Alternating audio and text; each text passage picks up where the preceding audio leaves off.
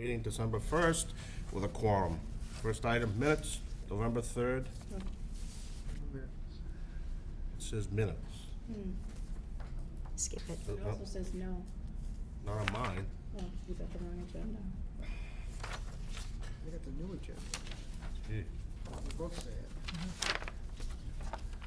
All right, I'll believe you. Okay. Not really. All right, the hour being after 7, we have a scenic road hearing per Chapter 40, Section 15C, Scenic Road Act, Mass General Laws, Chapter 87. Tree warden will hold, with the Walpole Tree Warden, will hold a joint scenic road hearing at December 1st at 7 p.m. per request of Gloucester Engineering, on behalf of Little Wanderers at 399 407 Lincoln, and it lists 5 lots. Lot 1, 2, 3, 4, and 5.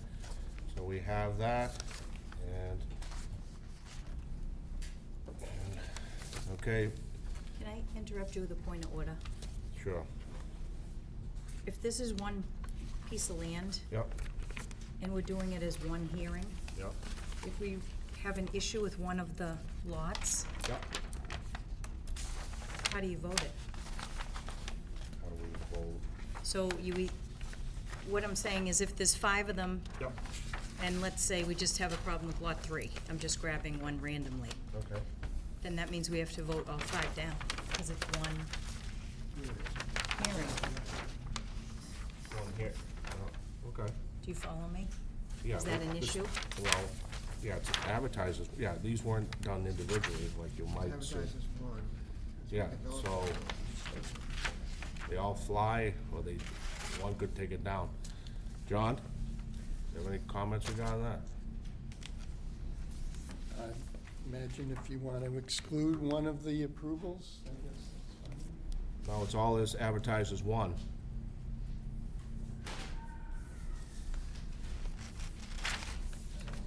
I'm not sure, Mr. Chairman. It's what? I say I'm not sure. Oh, So okay. why don't we sort of see how it plays out? Well,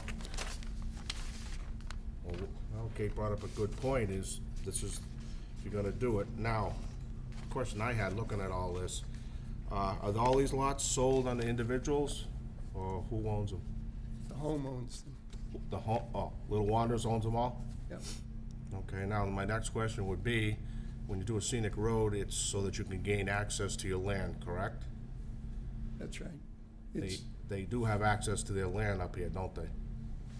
they have access to their land, that's correct. To- Well, I guess then, you're asking us to move stone walls or whatever, when they can still get in where they are, correct? Not for the 5 individual lots. But they're owned by one person, They're owned by one entity, that's yeah, correct. and one lot, one entity, correct? That's correct. That was my question is, when I first saw it, I thought they were all owned individually, but they're not, they're all under one entity. They're all under one entity right now. I think there's purchase and sale agreements for some of the lots, but I'm not 100% privy to that information. So shouldn't that be waiting until they each are signed off? 'Cause the whole purpose of scenic road is to allow access to your land, correct? So the problem that we have, Mr. Chairman, is people who want to buy these want to make sure that all of the permits are in place before they buy them. Certainly, as you understand, land these days is extremely expensive.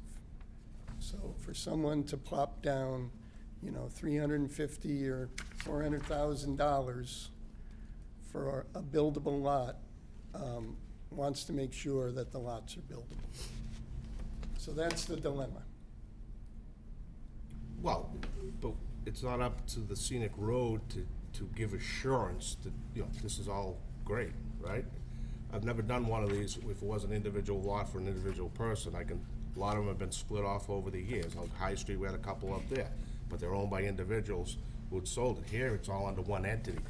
The whole purpose of scenic road is to keep your scenic road from getting carved up. And I think we understand that if you had an individual lot and you split it off, was owned by, lot 5 was owned by Joe Smith, yeah, he has a right to access that now. But right now, Little Wanderers owns everything, correct? That's correct. The home owns everything, that's correct. But I explained to you the dilemma. But it's not the town's dilemma, correct?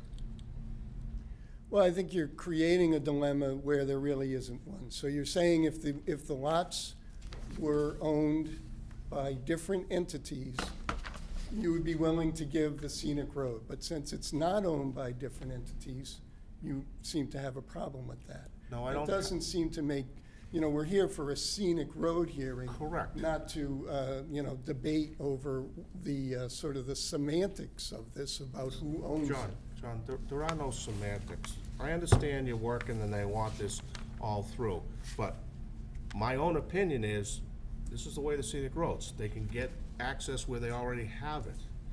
This isn't a hardship. Scenic roads has pretty much been considered hardship, that the town owns the wall, how can I get into my property? There is no hardship here to access the property. I've never encountered a scenic road where there was a requirement for a hardship, but go ahead. No, the hardship is that you can't get into it, that's what it's saying, you have to move a wall. But Jack, don't they have a right to do as many entrances as they want? No, not on a scenic road. The scenic road is, Mass General law is to preserve your road. So, you just can't willy-nilly. So now all of a sudden they want us to carve out 5 that is owned by one person.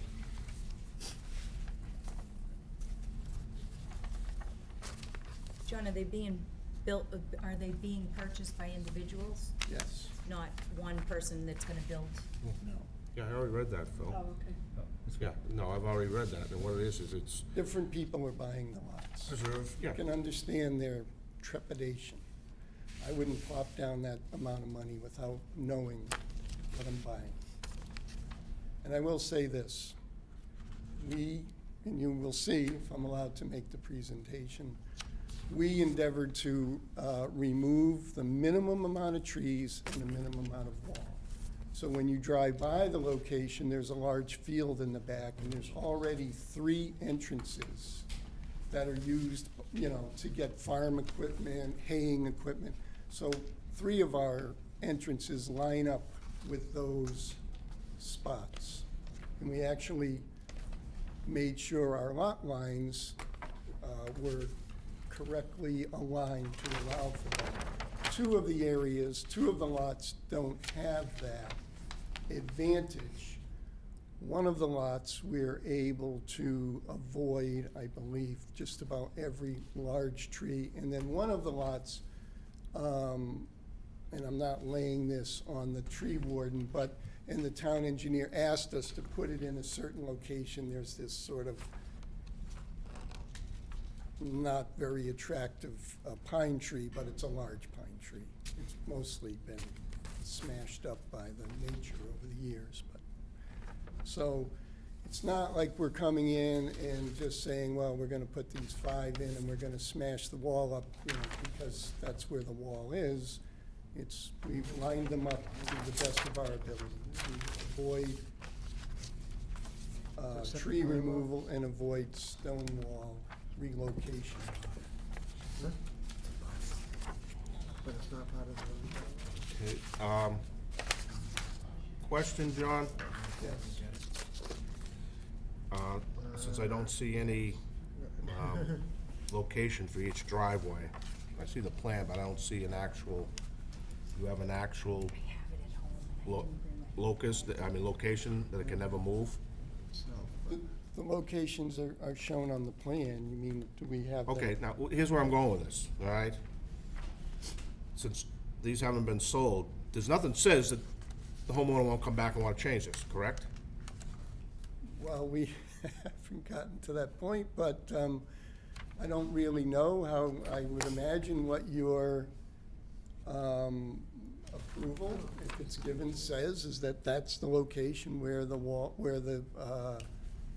driveway is going to go. I mean, we can work with the tree warden to make sure that it's exactly in the location But that, you haven't given any meets or bounds or whatever where they're located, so that you could actually go out and survey it and say, boom, that's where it goes. we can go out and survey and say that's where it goes. But it's not on the plan. It's pretty easy to. But it's not on the plan, that's what's my point. Right, but it's pretty easy to identify areas, because you have the trees, you have the openings already in place on 3 of the lots, and on the other ones, it's pretty easy to identify where they are. But as I just said, somebody, you're putting it here where you think, I buy lot 4, I don't want it there, I want it up farther. They can do that, right? They can come back in front of this board Yeah. and do that, yes. Ask for a different But location. what we're being asked to do is do something beyond what the whole purpose of the scenic road is, just to give assurance to the person who owns this, to the person who's buying it, so we're like, we're insuring this, like, it's okay. Kind of cart before the horse, correct? Not if you were standing on the other side of the aisle, because the person who's going to plop down that amount of money, and believe me, single-family lots in Walpole are very expensive now, wants some assurance that they are going to have access into the So, lot. you're saying it's up to us to give them assurance that they're all set? I didn't make the regulations, it's up to the planning board to approve the scenic road. I just want to say, my own opinion is, yeah, they're gonna plop down a lot of money. It means they got a lot of money to plop down. So it's all relative, right? I'm not gonna buy a $400,000 lot. I might buy a $40,000 lot. So it's all relative. So let's take the money aside. Money doesn't enter into this. I can go back 20 years where I heard the same thing. These lots are expensive. It just continues. So, but what we, so you've understood, I understand you said they can come back. That's what my whole point here, is the whole scenic road, so. And the fact that they're all as one, so one goes down, the whole thing will have to go down. If you've done this individually, yeah, maybe one doesn't go and the other 4 do, and then you just change that one, so. But I guess that's where we are right now. I'll let you go if you got more.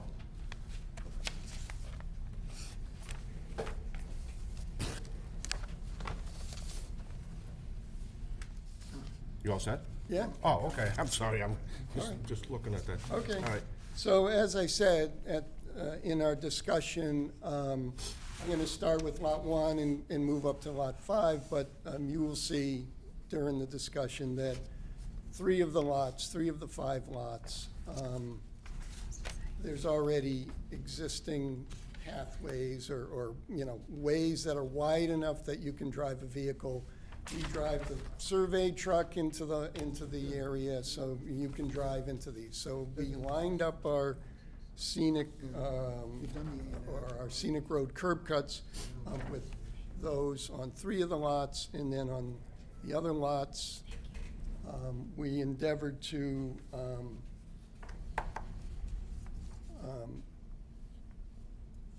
have removed as few trees as possible, and to have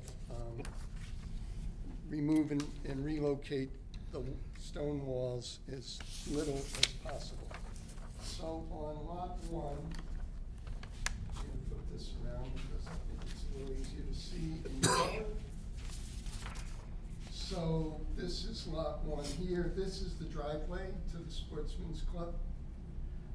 This is the lot, and again, Justin and Carl Baldoff and myself went out, walked all of these. We made an adjustment to this one because of the location compared to, I think it was the site distance thing, and also compared to where the gravel driveway was. But we made a small adjustment to this. We moved it sort of to the east when we met out on the site. So Lot 5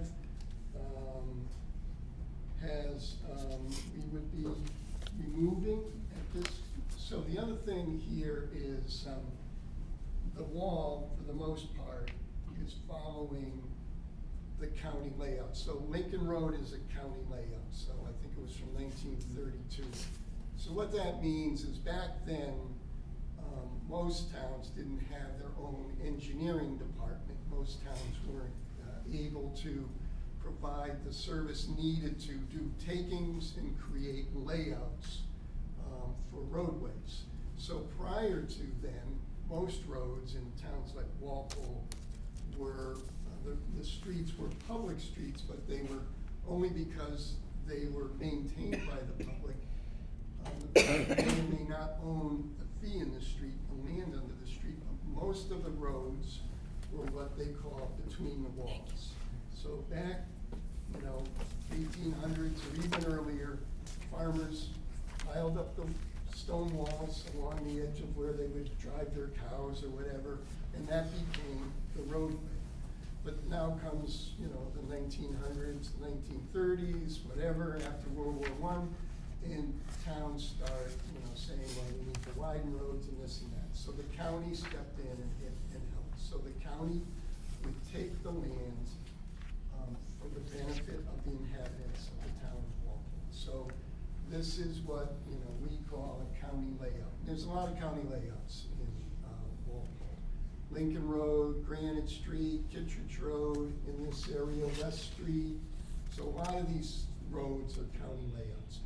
And what the county did, they didn't do any construction, but when they did sort of mark off where the road was gonna go, oftentimes they moved the stone walls back to the layout line. So, but in some places here, it's not exactly on the layout line, but on lot one here, this is the layout line and it's also the stone wall. So for lot one, we're going to remove, there's one large pine tree, it's right here. There is a 4-inch oak in the same location, and then we're going to remove and replace by making it an opening here, 12 feet of stone wall. If you drove, so you can see how far away, so the other thing is Lincoln Road itself, the paved portion of Lincoln Road is not centered on the layout of Lincoln Road. So Lincoln Road was never widened or aligned to match the layout of the paved portion was never matched. And in fact, in this location, some of Lincoln Road is actually on private property. It's not even within the county layout. It's way over on the right side of the layout over here. So we have a long stretch of driveway that's within Lincoln Road. But as you can see, we did our best to work with Justin, to work with the tree warden and the town engineer to identify the best spot for this driveway. You can't see this stone wall from Lincoln Road, so I know it's a scenic road hearing. I would challenge you to find that stone wall. It's been so long since that wall was moved that everything's fallen over it, trees have fallen over it. It's pretty much buried, but, we can see it when we go out there and survey. So that is, so that's lot one, and that's the request for lot one, is to remove 12 feet of wall, remove 34-inch pine and 4-inch.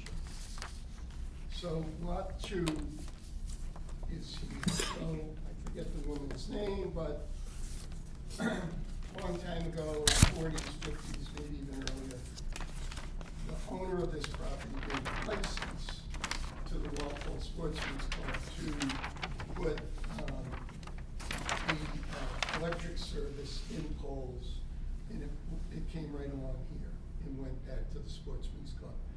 And to service those poles, there is a roadway that comes in here and then eventually sort of goes into the field a little bit. So that's where we have the driveway lined up for lot two. So for lot two, we have to remove or relocate one 6-foot by 3-foot boulder. I mean, you can drive in there now, but we have to think about, if someone puts a house in there and you're gonna have moving vans and you're gonna have other trucks and things that have to get in and out. So there's one boulder, you can see it right here on the blow up. There's one boulder that sort of sticks out, we don't wanna leave it there, and we're just gonna have the contractor move it off to the side so it lines up and kind of, you can see on the other side, there's already a line of boulders here. So this will just sort of form that entrance. So this is lot 3 here, so lot 3 has a very formal, you can drive right in there, you could drive in there in your car. It has a formal entrance right here. So, but the trees are rather close. It's not that wide, but we drive the van in here, the survey van, in and out of there all the time.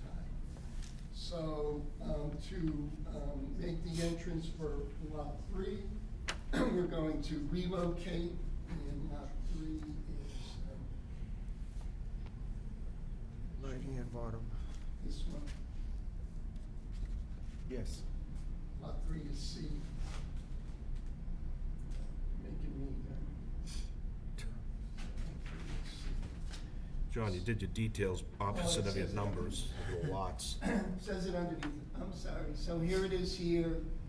Again, this is already kind of laid out as a driveway or as an entranceway. So we're going to, for lot 3, we're going to remove and replace 5 feet of stone wall onto this side here. And then we're gonna remove a damaged 18-inch pine and a cluster of 3 6-inch pines. For lot 4, so lot 4 does not have any formal entrance into it. But we aligned lot 4, which is this detail here, right? So lot 4 does have the wall going right across at the street line. And you can see here now, Lincoln Road has shifted, and now we're closer to the wall on this side than when we were up on lot 1. So for lot 4, we're gonna relocate 14 feet of stone wall, and we'll put it along the edge here, and we're gonna take down 1 6-inch oak.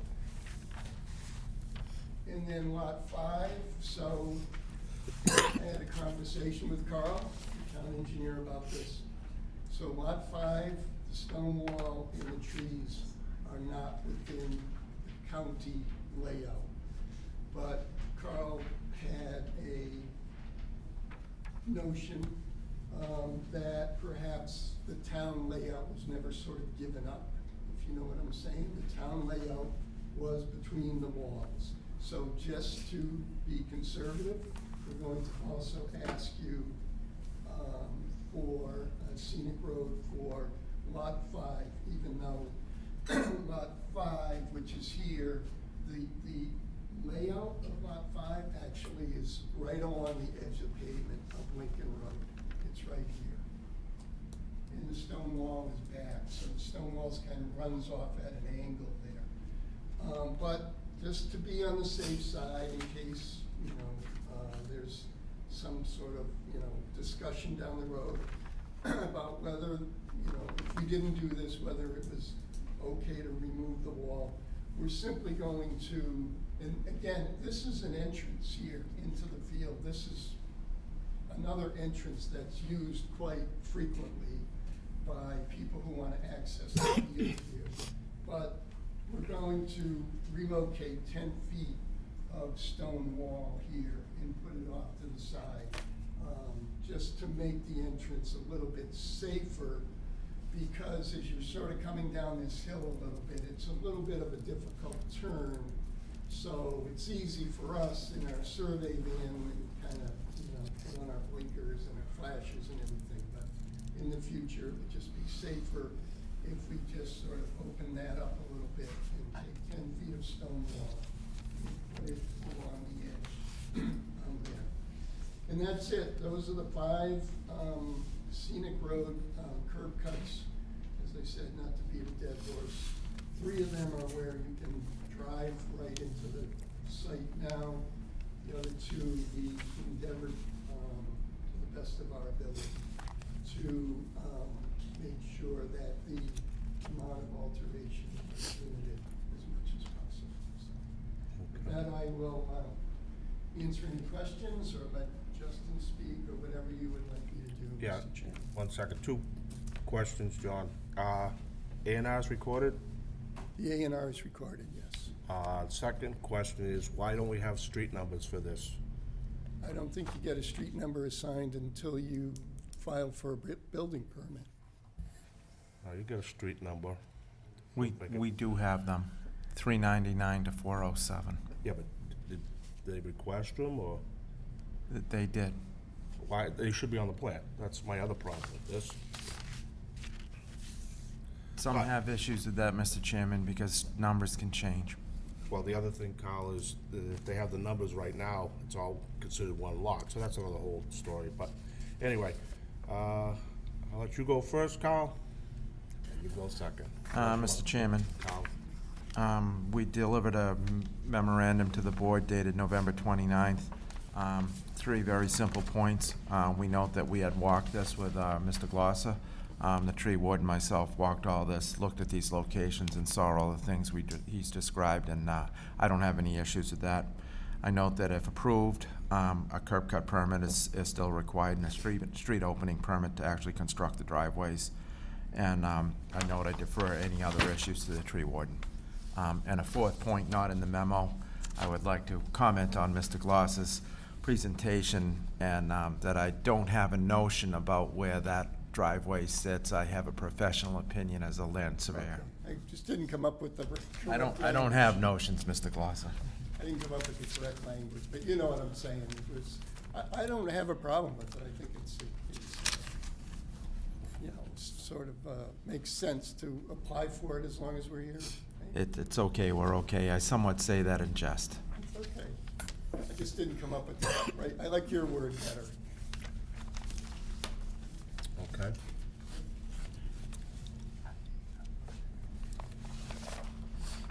Justin Montes, tree warden for the town of Walpole. So, like Mr. Glosser said, we went and walked the property. All the trees have been duly posted for 2 weeks. I've received no objections to my office about the removal of these trees. My personal opinion on the removal of these trees is that the trees don't present a high value to the area, and the one reason for the larger 34-inch pine is that no matter where you put the driveway within that layout, you're gonna greatly disturb the root system of that pine tree, which will end up killing it. So I'd rather have it be removed safely now than have a dead pine tree stand later on. That will have to get removed. Other than that, all the other trees, like I said, they're minor, and they're all volunteers at this point. Okay, thank you. All right, John? I don't see a problem with holding it, the scenic road hearing at all five. As Kate said, all five, it lives or dies with any one. I don't see any issues. My main question was the big pine, which Justin has addressed.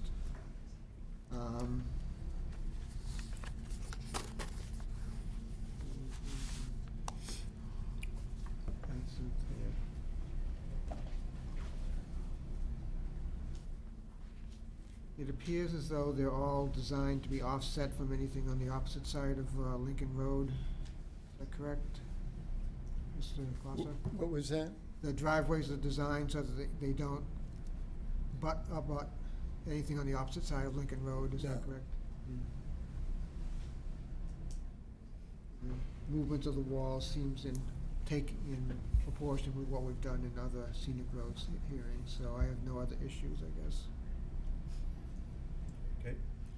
I just have a question I was posed with. So I had a person who lives on Lincoln Road call me and ask me about the relocation. I gave them my answer, but I think it would be better coming from you if you could explain the relocation of the wall. When you take out the stones, how they'll be relocated. They're just going to be placed, starting at the wall along the edge of the driveway going in. They're not gonna be removed, right, it's gonna open Just like a gonna door. open like a door, Exactly. kinda. Yeah, so we don't remove the stones, we just wanna sort of frame the driveway as it's going in. They're stealing them. Yeah, well. Not going very far, but. Yeah, but, you know, we would hope that they wouldn't steal them. I think it makes a nice sort of scenic entrance into you know, what is probably gonna be some high-value homes. Okay, Yeah, that's but- all I had. Phil? Yeah, I don't have any problems with the plan or the 5 lots. So, Okay. Anyone in the audience? No, I guess not. One question, Oh, I'm sorry. You here for Lincoln Road? Yes. Okay, come on up. John, one quick question. The wall is made of just random sized rocks, it isn't consistent in any ways of just set size, it's just random rock size. Yeah, it's a sort of a classic New England stone wall. There's no sort of rhyme or reason to it. It's just Okay. a lot of boulders laid up in a row. But it is a nice looking wall in most places, that's for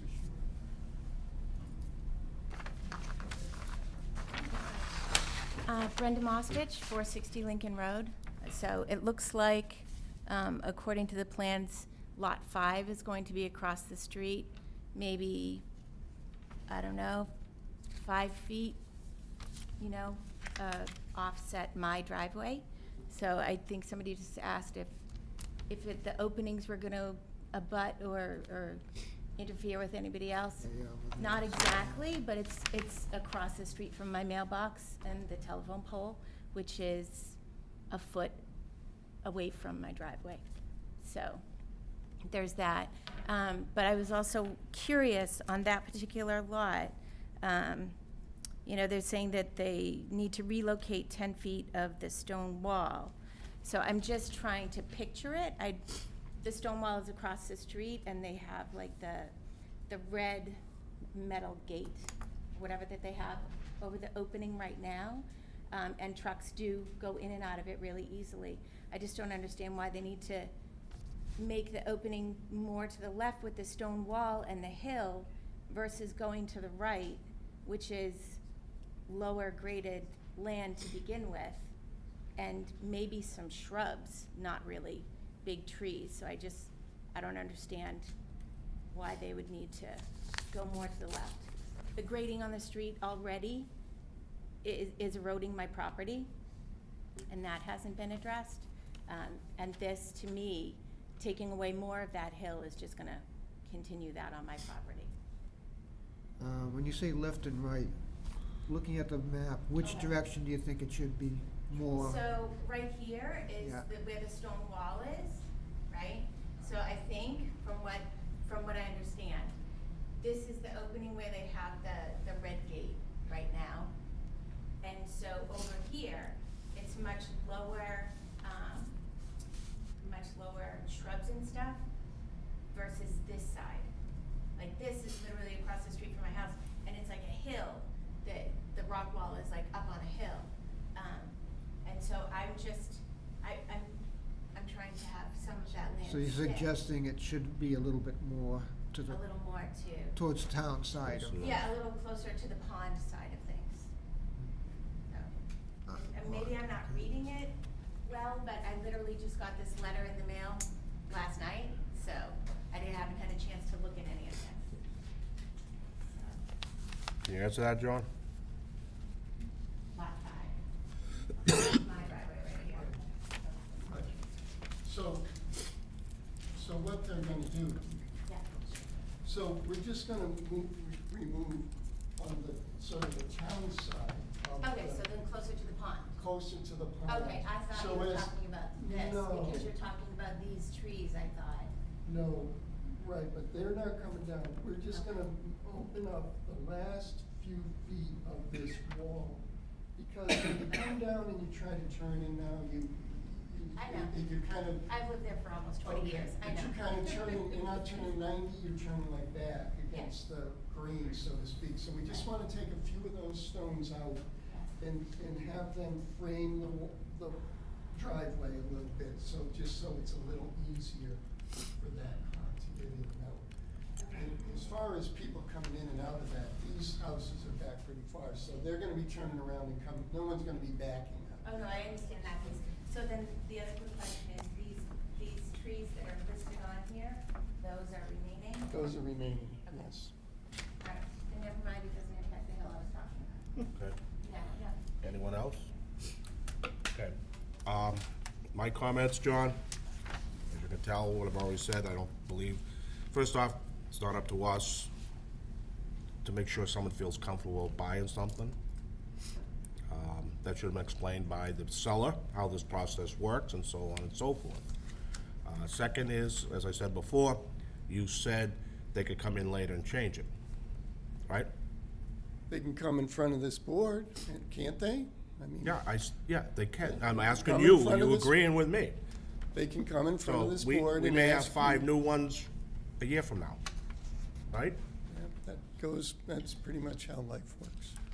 People can change their minds. Yeah, well, I'm still stuck on the fact that it's all under one ownership. Now, the other one, I'm not stuck, I believe it's wrong. You've asked for relocate stone wall on lot 5 that's in your property. That shouldn't even be on here.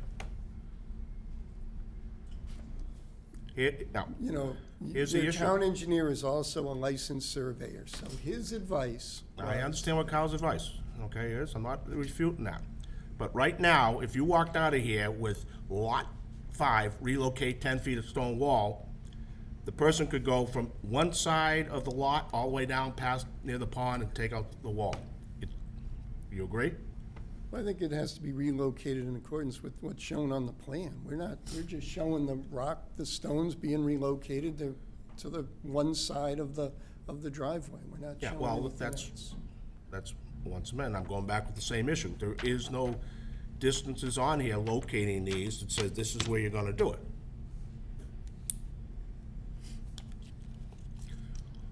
Right?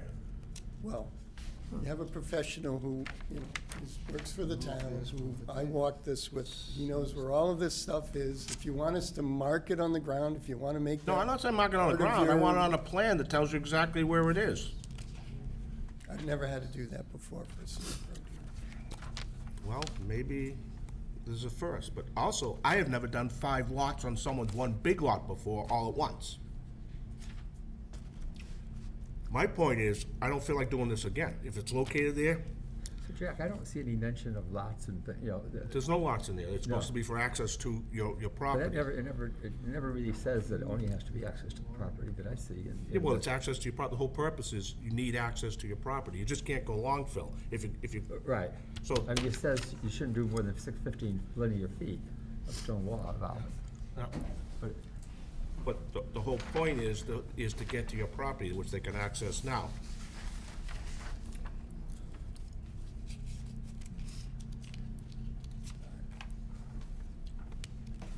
what did it say? The text of the legal notice, identifying the location of the proposed section in terms enabling readers to reasonably. Yeah, I understand what that is, Okay. but the whole purpose of scenic road is, if they own these lots here, I mean, Yeah. this was all by themselves, they can't get at them off the street, so that's why we allow it. This guy over here owns all this. Right. Think of it this, Phil, like if you had a stone wall in front of your house and you got your driveway and you want another one, it'll be like, no, you already can get in there, how many do you need? Same thing, that's the way I look at it here, but, I don't see anything in here, though, that talks about access, you know, doing it for access to the property. well, As that, much as- yeah, I mean, access. that's why you do it, but it Yeah, doesn't. that's- You're taking down a wall Right. or a tree to get in, that's what this is for, to get into their property. Right. But can they get into their property as it is stands now? Yeah. But I don't see that as a restriction. It just says that if you're gonna remove more than 15 linear feet of stone wall, you need to go before the. Understood, and why Yeah. okay, then why are they removing this wall? Well, but it doesn't say anything in the bylaw of why you need to come based on. My point is, why Yeah. are they removing it? So they can build a house Well, they're here? doing that to build a house. Yeah, build a house, build a house, build a house, build a house, all access. They're all access points. That's what a scenic road is about. But, well, what do you think about the locating the driveways, John? What do I think about? Put it on the plan where they are, center line? We can tie them in, sure. We can give you a revised plan, but That's what I'm looking at, so we don't have to go through this some other day. My other thing is, I'd say, my own comment, but I only want a 4 is, this is it. They don't come back ever again. I don't think anyone's gonna come back. I mean, this Okay, then, is, if they don't, then you these wouldn't have be. been worked out with the house location, the septic system location, we're advising the home that it would be less expensive and easier for these houses to be serviced by wells. So these have been worked out with the location of wells, with the location of septic, with grading to get into these lots, and with, you know, the sort of a whole site plan that we, you know, brought in front of the Conservation Commission. I mean, there's approvals from the Conservation Commission on all 5 of these lots. So it's not like, you know, we just picked 5 spots and said, those are the 5 spots. It's all been worked out on a site plan that has approvals from another board. Yeah, but that doesn't, No, it has nothing to do with here, unless you're trying to say, well, they did it, we should do it. I'm just saying that the likelihood you know- that someone's gonna come running back here and go, oh, you know, Gloucester screwed this up, we gotta move all 5 of these driveways over here, it's just not gonna happen, because we just didn't do it willy-nilly. We worked I out didn't say you all of did the it willy-nilly, but this has all been done under one, which is, we've never done. Have you ever done a scenic road where you did more than one? No. Everything in town has a street number, and that's where you did it, and it's for an individual lot. I've never done one for a field, never done one because the guy wanted a second entrance, because you're gonna say no, you don't, because you don't need it. That's where I'm going, but. Well, I explained the reasoning behind the I asking understand. I'm for not- all 5, you know. John, you're doing your job, as you know. And I'm doing mine, but. So, what's the chance that you're gonna go along with locating them on a plan? Well, we can put them on a plan. I would prefer that you know, close this and vote and put that as a condition. You have a town engineer who can,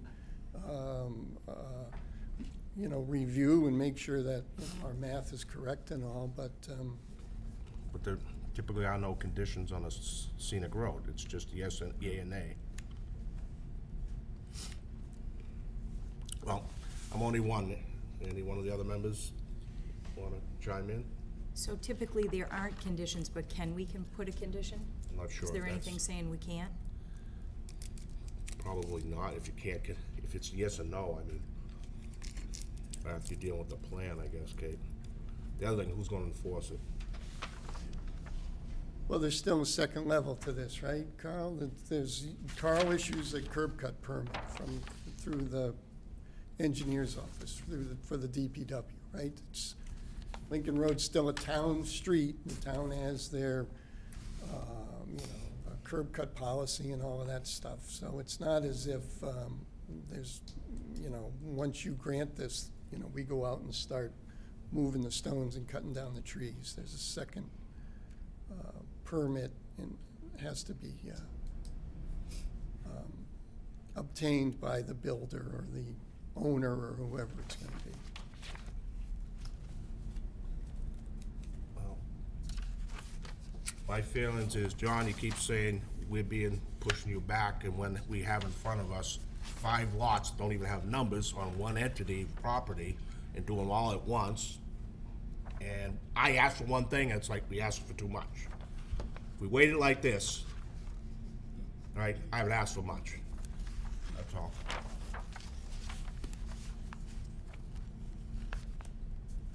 I think we could probably do something with a condition in it, based on the fact that we get a revised plan, including the street numbers on it, and John, could you just speak up a little bit more? I can't hear you down here.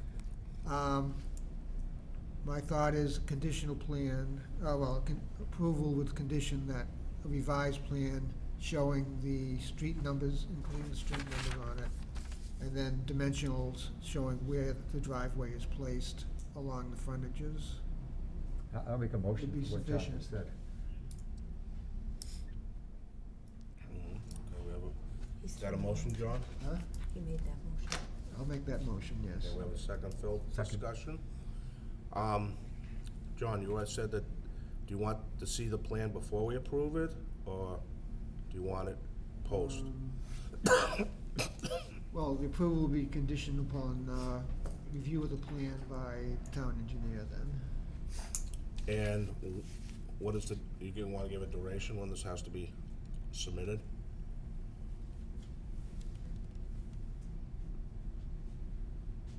Well, 2 weeks' time is sufficient, I would think, yeah. We'll bring it down tomorrow, it's no problem.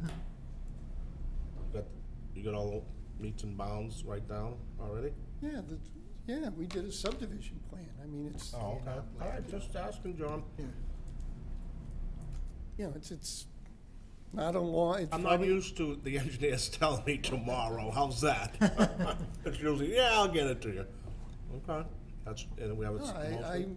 I wanna make sure that you're comfortable with it, and I'm telling you, I'll have it down here tomorrow, and have it in planning board, well, Kate won't be in, but Carl, are you gonna be in tomorrow? We'll have it. I will. We'll have it in Carl's office by 9 o'clock tomorrow morning. Can I do an over-under? My guys come in, they say they come in at 7:30. It'll be on Carl's desk Okay, tomorrow morning, no later than 9 AM. all right, I'll, Street numbers, I'm gonna have to ask Carl, though, we're gonna have to go over what the street numbers are. we have that in the form of a motion, and we had a second, all those in favor? Aye. Yeah. Opposed, abstain, I'll oppose, because I don't like it, but you got your three, John. Okay, thank you. If I come down at 9, go late to work, 9 o'clock. I'll do the over-under, huh? Good. All right. Moving on, next item, well, I'll knock these two off. We'll knock the two, hearings, Kate. You want, Yeah, I'll just, because we're past the time.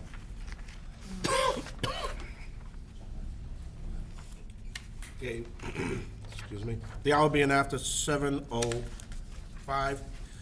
On behalf of the applicant from Legacy Engineering, they would like to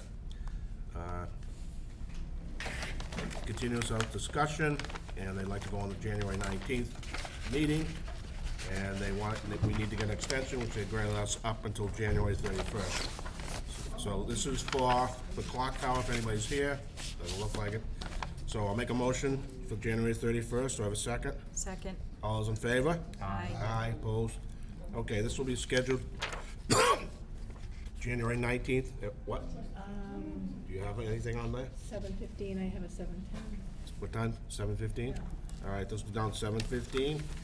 And the next one, we have a continued public hearing for Northwood subdivision, Delaney Dover Drive, for 7:10. And on behalf of our client, the owner and applicant, High Oaks LLC, would like to request a continuance on tonight's meeting to our next meeting on January 19th. Did we need a extension? Do we need extension?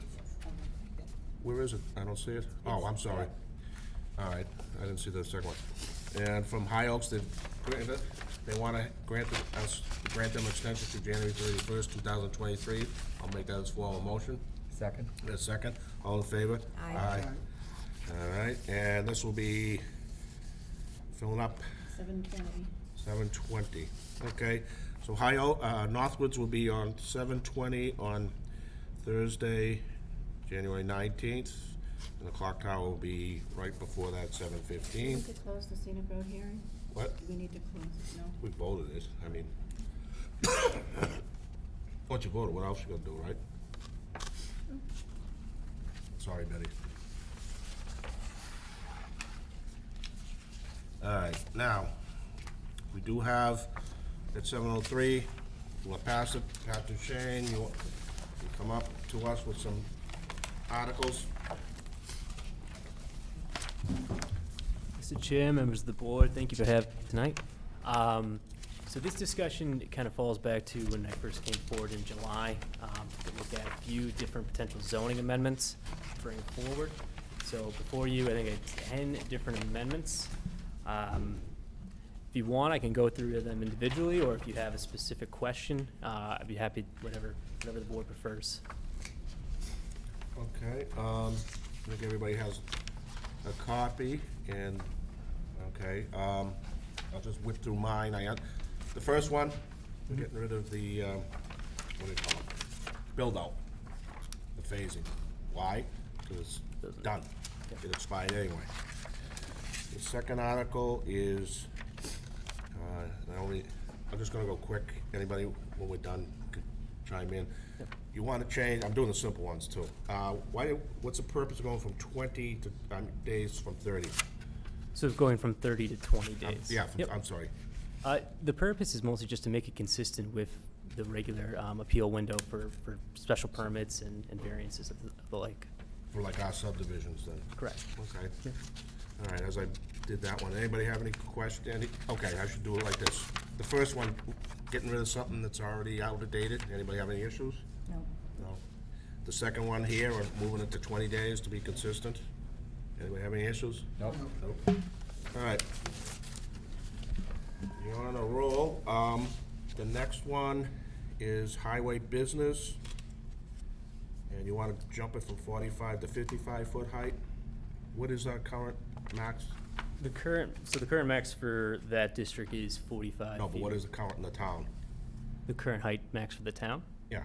Looks Uh, like, I believe 52 in the central business district is the highest. Well, wouldn't you want to be consistent?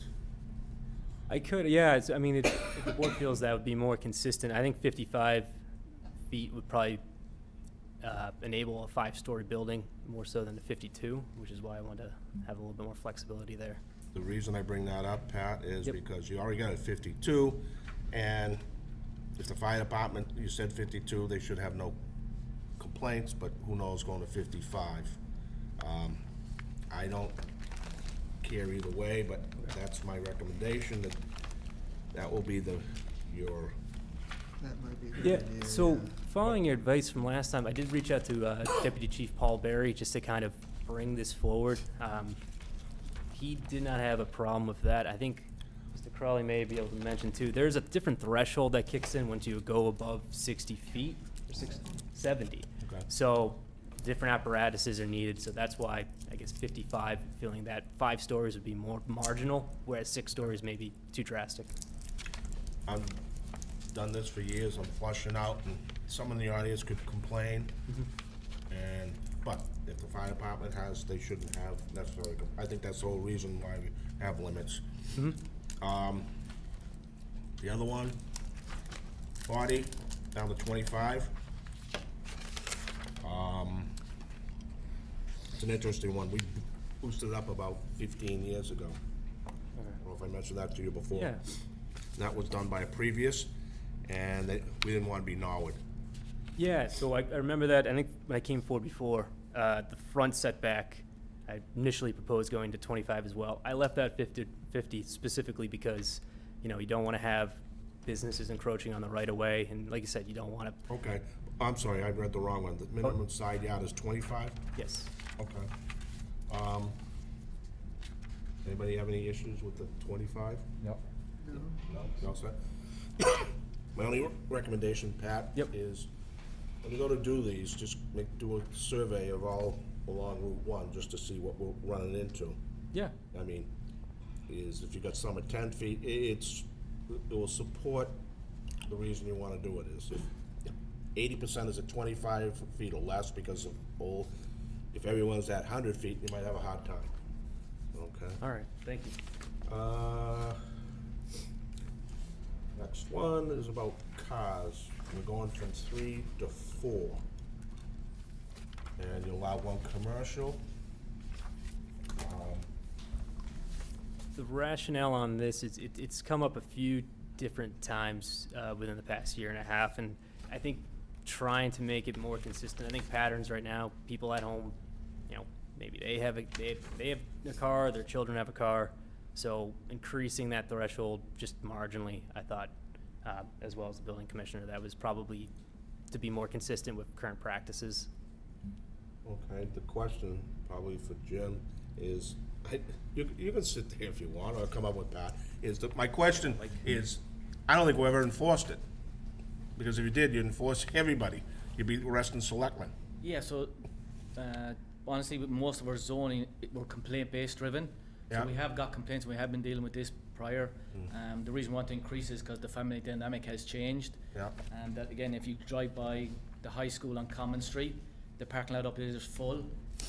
so much so that the kids are parking on Ellis Street and taking up side streets, because every high school kid today has a car.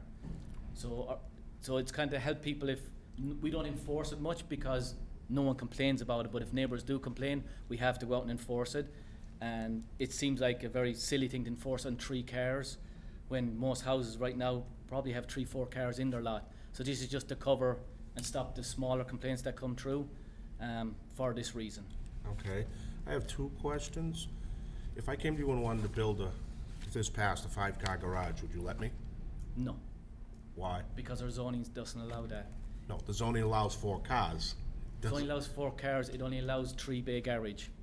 Is that all really? Yeah, in residential, you're only allowed a 3-bay garage. Oh, okay, I didn't know that, You can okay. garage or maintain more cars, but build-wise, it's 3 bays. Okay, the other question I have from more of a, what ties it to say that these actually run, Or are registered. registered more? So the register goes under general bylaws. So general But bylaws. you say 3 to, so if you came to my house and I get 4 cars in my driveway and Yes. out back I got a car I'm working on, playing with, I'm over the limit? Yes. Okay. So what it goes on is, it's a mixture between the zoning bylaws and general bylaws. The zoning bylaws dictate the number of cars, and then to see if they're not just basically scrap heaps left there or abandoned. Yeah. The general bylaws come in for registered cars. So you are allowed 1 unregistered car. That's included with the max of cars you're allowed to have. So, okay, it's 4 no matter what? Yes. Okay. You can have 4 unregistered? You can have 4, no, you can have 1 unregistered. Oh, So you can have 3 good, 1 unregistered if you want. no, I wouldn't define good on some cars, right? Okay, that answered my questions. Phil, do you have any comments? No, I'm good with that. Kate? I'm good. John? I'm thinking we should keep the including when we speak of the commercial vehicle.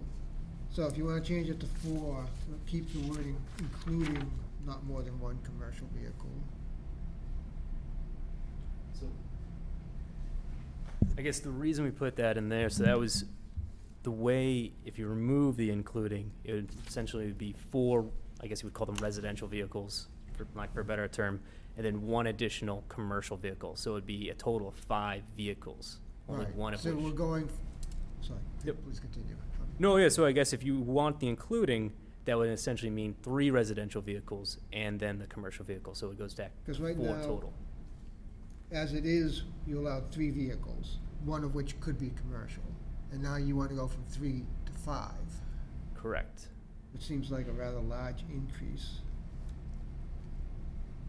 And that's a good question. I guess that's up for the board if y'all feel that might be too Well, you're adding excessive. just 1, but you could always have the commercial vehicle there. So if I Yeah. understand what John's saying, Yeah. right now you can have 3 cars plus a commercial? No, 3 3 including. cars, and one of Including them is the commercial. commercial. Okay, Yeah. Yeah, Is so it this makes one- sense to increase it, yeah, okay. Yeah. but, Okay.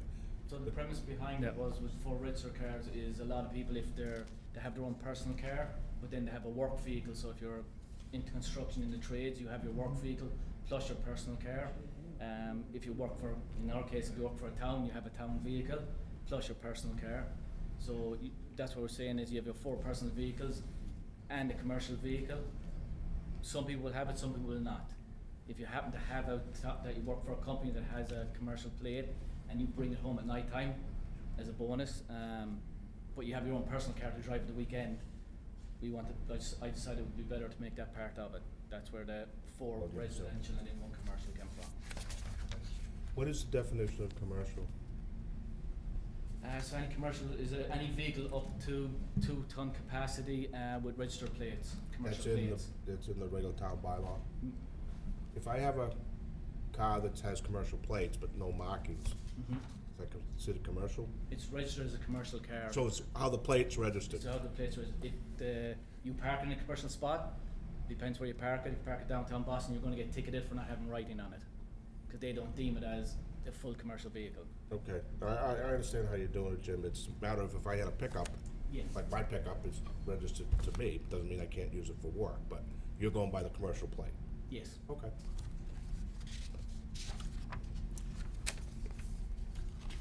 All right, moving on. And what's this one? Parking regulations. Is this the one you wanted to knock down, one parking space and 1.5 for dwellings and 2 for 3 bedrooms and above?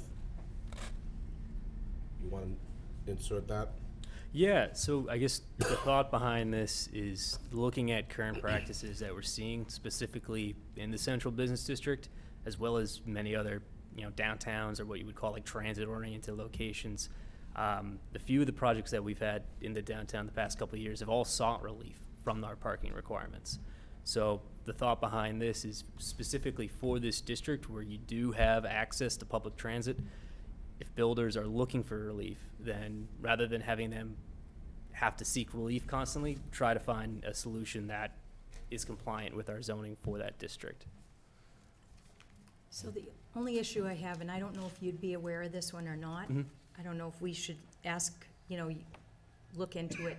I have no problem with it, Yep. but I had recently started to have a problem with it because I heard that when we paved the municipal lot, there was an issue with people who live in the new buildings only have one spot Yeah. and were parking in the municipal lot with their other car, and as a result, were displaced because they could not park in the lot where it was being repaved. And I heard it was a serious, substantial, I guess I'll use as a word, substantial issue. I don't know if that's the case, and I think we should look into that so that we know if it's an issue where we should keep it as a special condition, or if we should just change this bylaw. So I don't have enough knowledge to do anything other than stir the pot, Yeah. but I think, I was told that by a No, credible source. I You're don't wanna absolutely- out them, but, so that's why I bring it up. No, you're absolutely right. I'm not gonna go, I guess, too far into the details of what department, what Source. apartment it was in the source. But no, so that specific issue from what I gather, so if we're thinking of Union West and Liberty Station, those two buildings, so when they got permitted, the plan or approach that the developer took was to, I guess, factor in a little bit of what I'm talking about, thinking that people are gonna use the train, they're gonna be deeded a certain amount of parking spaces.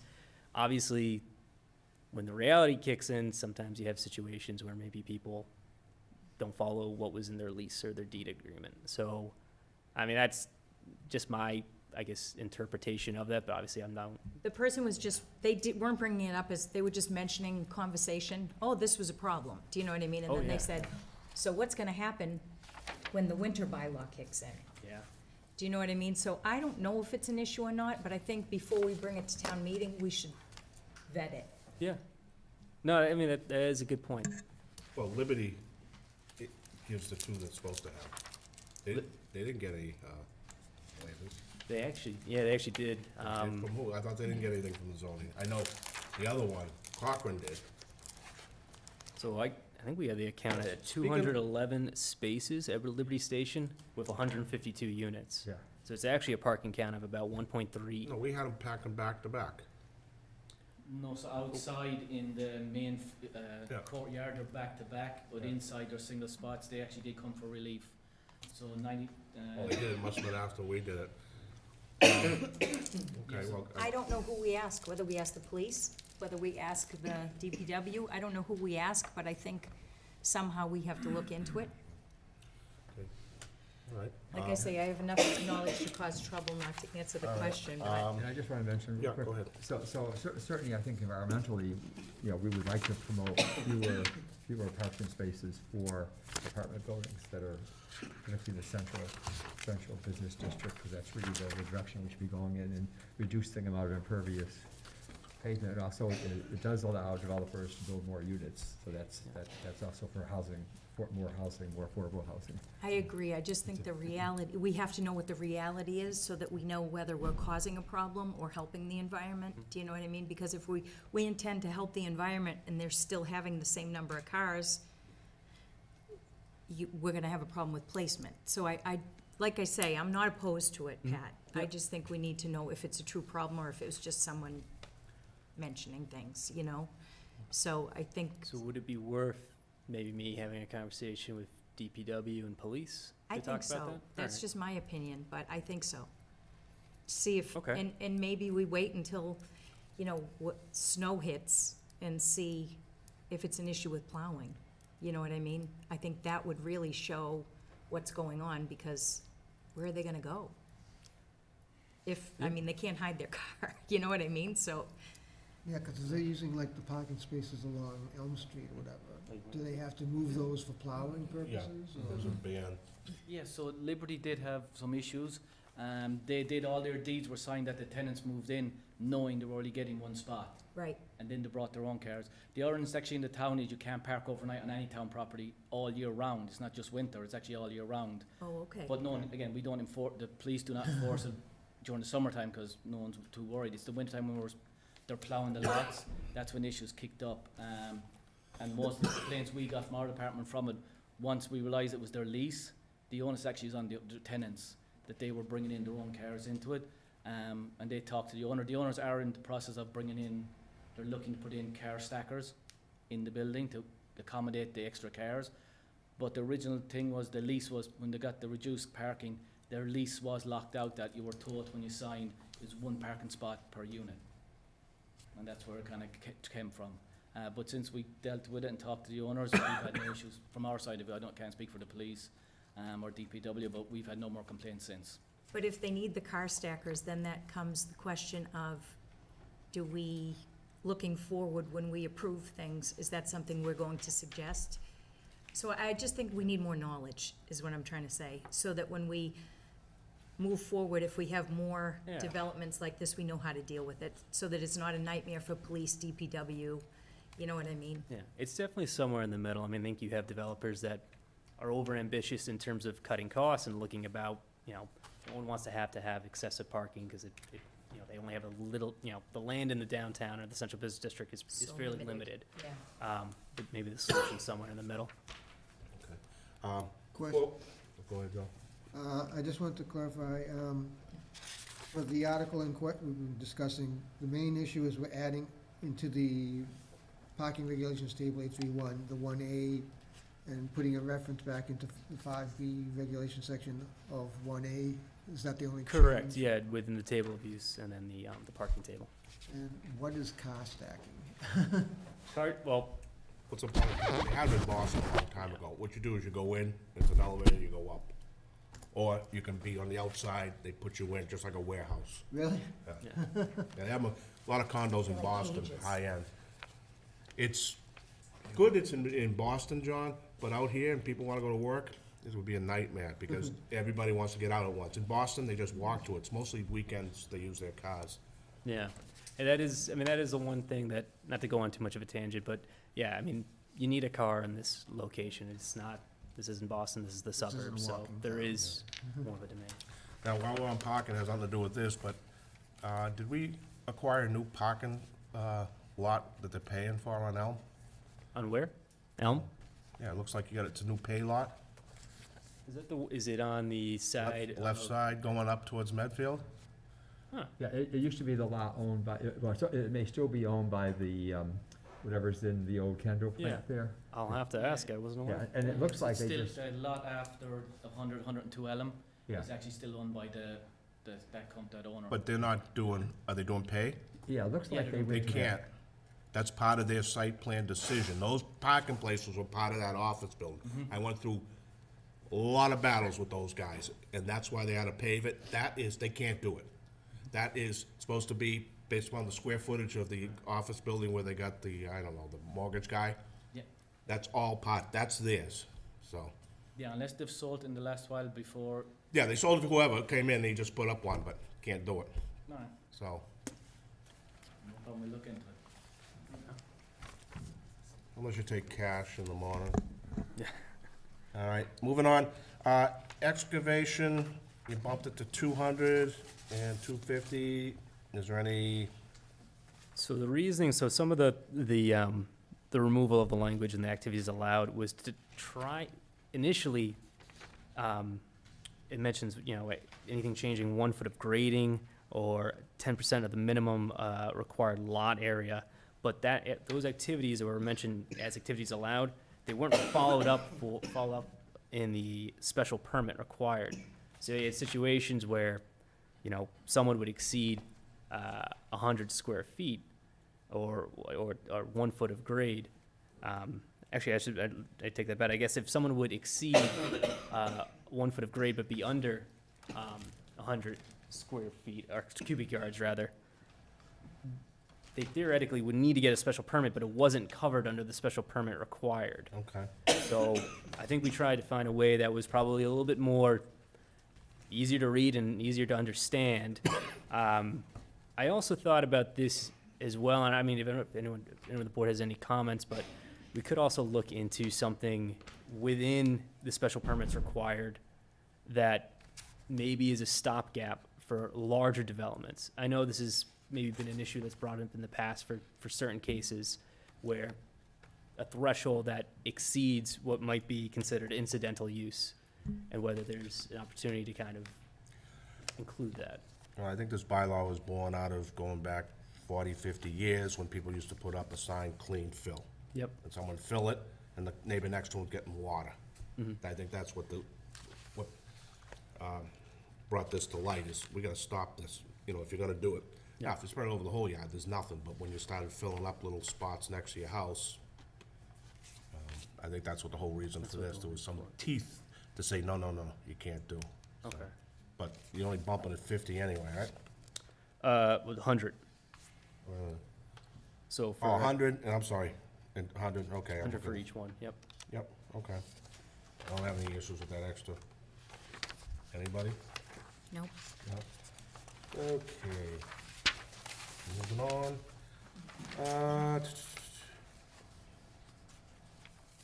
Let's see, you now say a two-family and general residence, you're getting rid of the special permit, correct?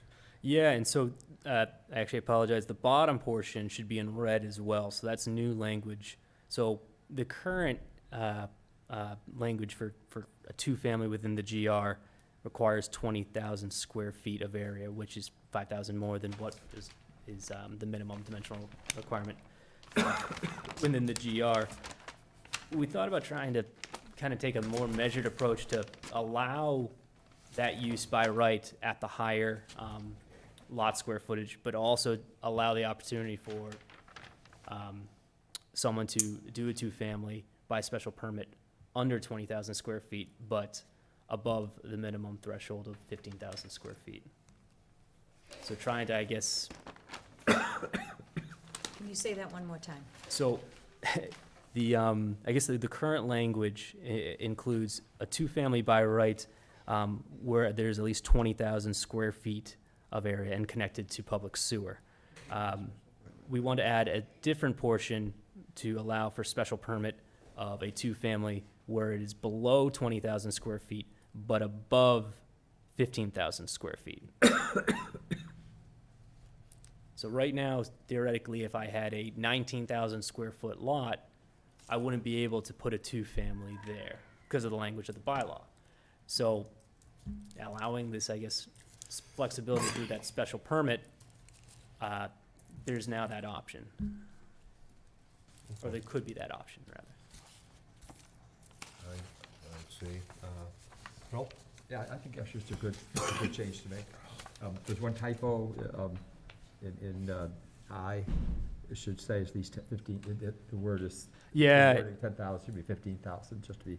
Yes, would be corrected. Okay, Kate? Yeah, I'm okay.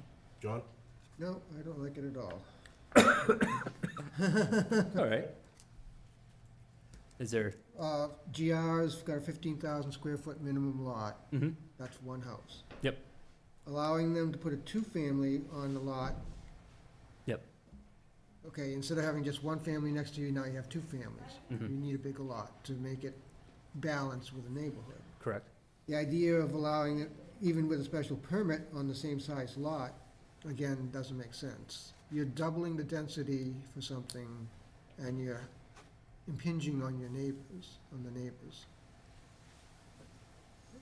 Although we allow it now with special permit.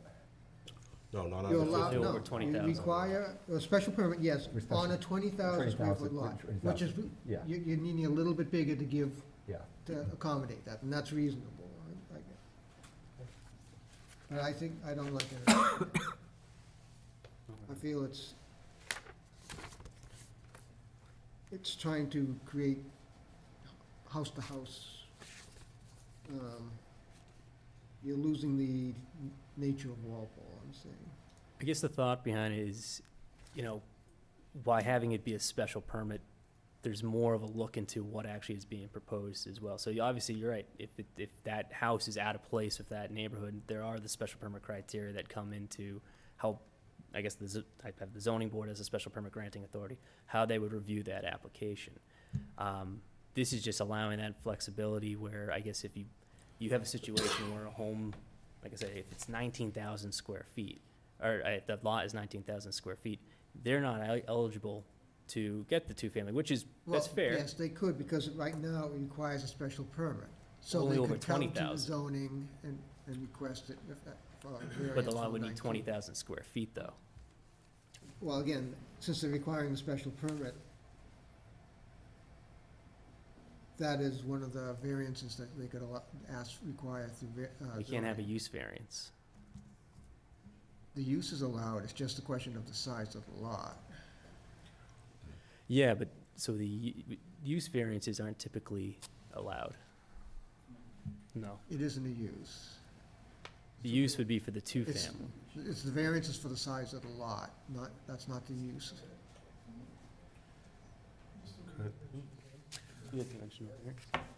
Now, the first one makes sense to me. I Okay. mean, up until 1984, you could build them, you didn't need a special permit, and then we had the, I won't say it, because she lives across the street from my daughter, but anyway, then they got all in a tither and made it hard, but the two-family, that's what your general residence about.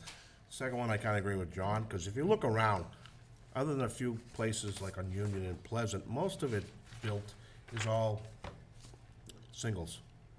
And this makes it all, will start to crowd them up, so I don't have an issue with the first one, get rid of the special permit. The second one, going down to, like John said, I'm not a big fan of that one either, but Okay, no, that's fair. It does retain the special permit, so there's some oversight.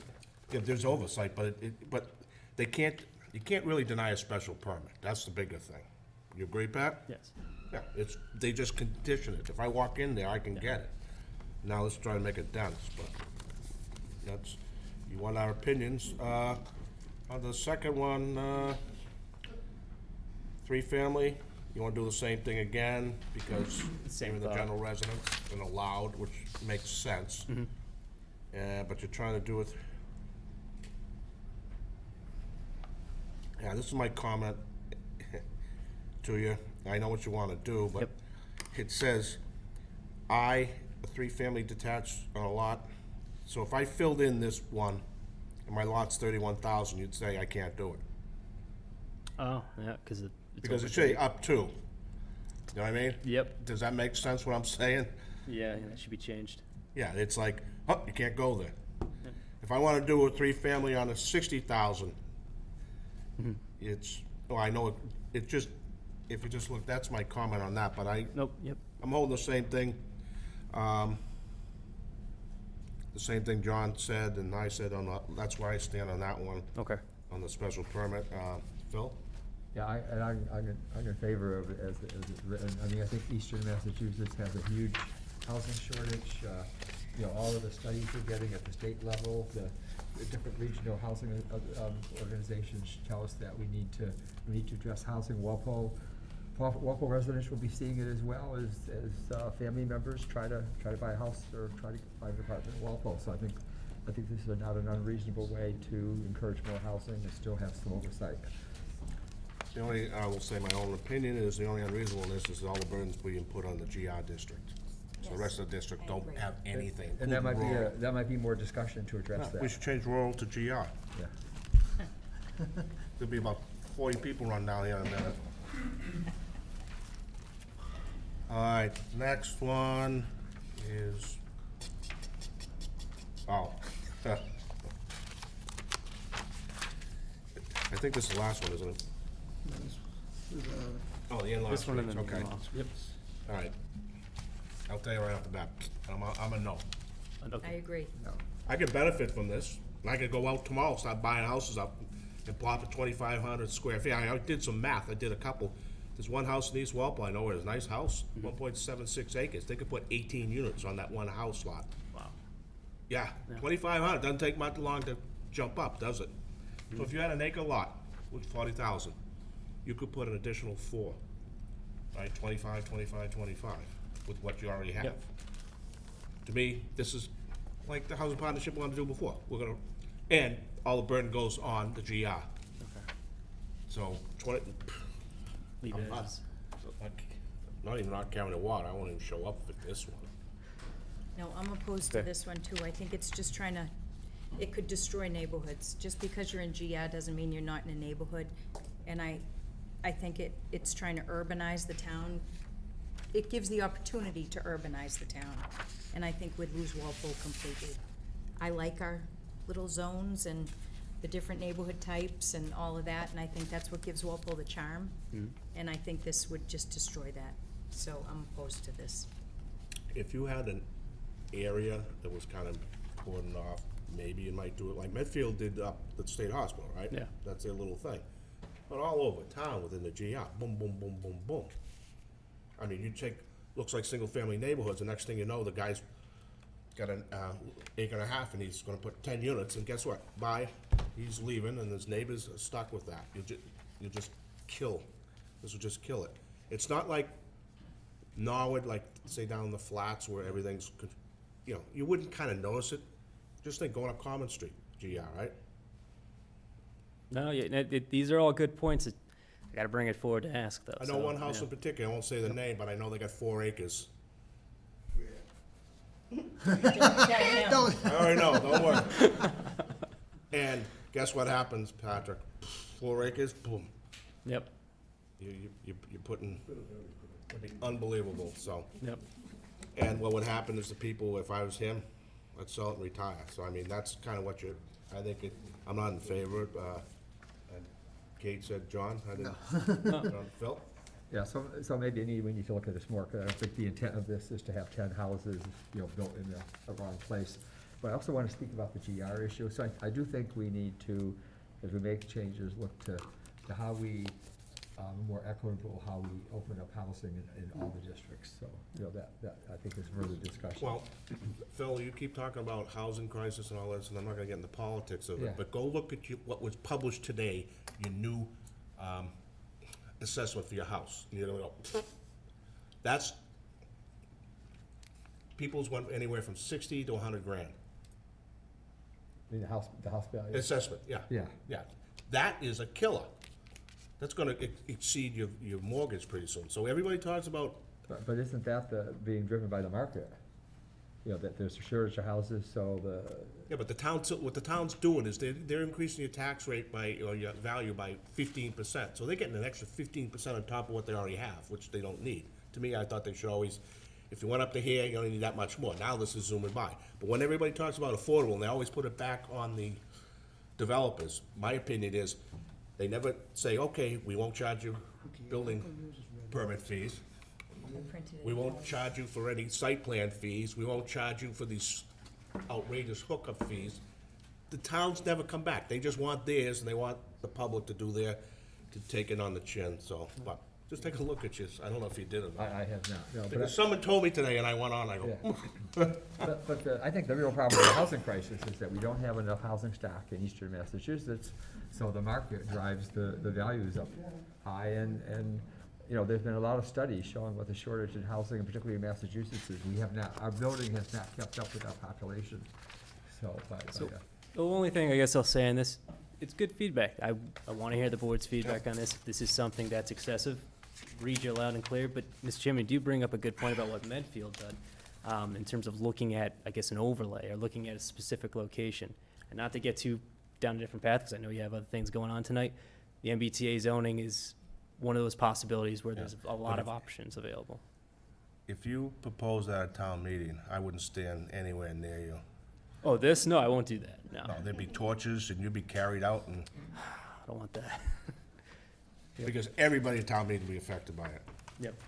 And I think the last one, and I'll give you my opinion on this, is in-laws, and I have a little more knowledge than, as you know, Pat, than most people, but that's what my wife does on the zoning board. It's their thing. Yeah. There's nothing we don't deal with it, never dealt with it. I don't have any opinions one way or another. They're the guys who gotta and I know you've talked to them, so my own thing is, whatever they come up with, I don't, Okay. I'm not saying I don't care, but I don't have a view. Yeah, I guess, obviously, I had a discussion with the zoning board at their last meeting. There was some discussions. What's before you is probably not the final version. After I sent it out, just due to open meeting law, I had a few comments from the board that I'll probably have to have a follow-up with the zoning board on. But ultimately, I guess, for sponsorship or for moving this to the next stage, that's why I'd be before the planning. Yeah, I understand why you come, everybody comes to us. No one wants to stand on their own, and then, you know, I got enough knives and arrows in me over the years. But my own, like I said, I'm giving my opinion, because first off, even if Judy wasn't on the board, I wouldn't know enough about this, and I'm not gonna dictate when another board deals with this, you know, day in and day out. So that's my feeling. Phil, what do you think, in-laws? Do you have any? Yeah, I mean, I think that we wanna encourage them, but I have problems with the reducing the size. And I agree with you, I think we should work with the zoning board of appeals on what those sizes should be, because they do see it.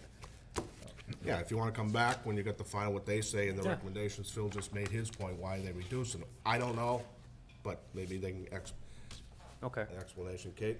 I'd like to see what he comes back with. Okay. John? Yeah, I agree with that. Okay. Okay. All right. So Jack, is our next Thanks, step? Pat. We have, first, thank Pat and Jim for putting this together. It's really a good set of possible proposals. So is this something that we could vote on sponsoring at our January 5th meeting? You'd have to have all the articles ready to roll. Yep.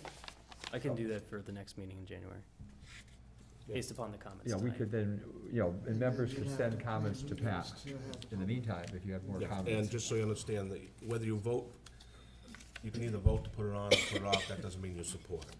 That's all that vote on the 5th will be. Yeah, and of course, following the procedure, we'd have to have a public hearing and all that good stuff. And you may get more input by that time and revise many of these too, or some of them. It's amazing what we can do with no budget. Everybody comes to us. Oh, I'm sorry. Well, thank you You've all. been wandering the halls during most of this, Kate, anyway, okay. So what, should I be ready to have Yeah. final drafts, or as close to Yeah, final 'cause- drafts for acceptance on a warrant? I think we're all dying with this. Yeah, because I did read the selectmen opened it and closed it on the 10th. Yes. Do you have any pull with them? Because my point is, why do we open it so early and close it on the 10th? Because once upon a time, we had an April town meeting, and they closed it in January. Yeah, you got a couple, now they made it to May. Yeah. They should have pushed it back. Yeah. Why are they Month. closing it so quickly? I asked a few, yeah, it's odd, but, yeah. No, they won't. It seems like they want to get their articles on and keep anyone else from, Yeah, I mean, it opens the 10th, which was a couple weeks ago, and then all of a sudden Christmas and boom, it's over. So, just a thought. Okay. Okay, thank you, Patrick. Thank you all. Thank you, Jim. Good night. I guess,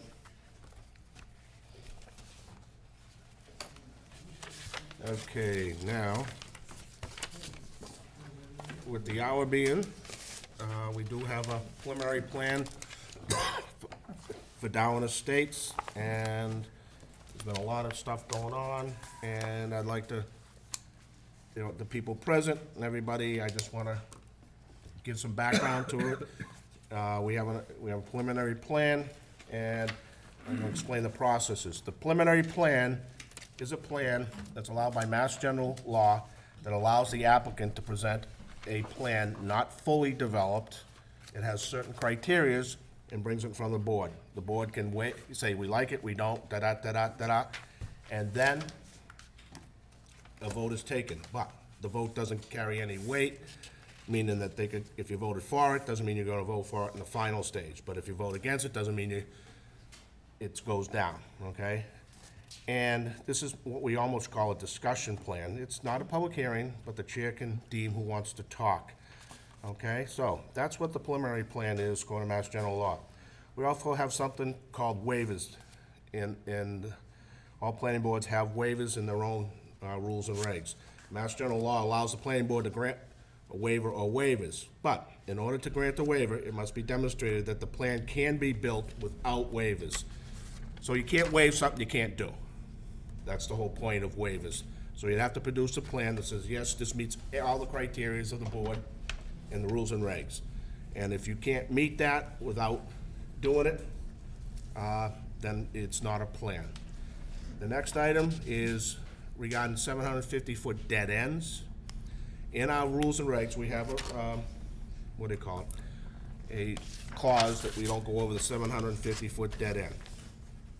All right, now that could be waived, but that's only, you only waive it if you have a plan that's presented that can be built, and sometimes it's given, sometimes it's not, but we do have it in there. We can't act on a waiver if it can't be done, so that's why the term waiver. Along with that, that involves our subdivision control, is when we have comments from all the departments, which it now includes the fire, well, fire department's always been included. Fire department has their 750-foot rule. Same thing, and their position is they don't want anything over 750 regardless, even if you put sprinklers in. The whole purpose of the 750 for the fire department is the fact that the determination that this is a maximum safe distance they can carry rescue equipment if the road is blocked. And the planning board has always supported all the departments, and especially fire safety, for that. So that, for a subdivision plan, you not only got a 750-foot for us that have to ask for waiver, you also have a 750-foot that would come from the fire department who would not support it, okay? Now, with that being said, and regarding the 40Bs, same thing holds there, is there was, and once upon a time, this was actually brought in front of this previous one, Darwin Estates, and it was dated October 7th, 2021, and it was from Deputy Fire Chief and his number 10. What it read was, while this is not a subdivision, it will function as such, and we request if this project should be held, and this project should be held to the town 750. Our recent comments have been consistent and do not support the application's waiver.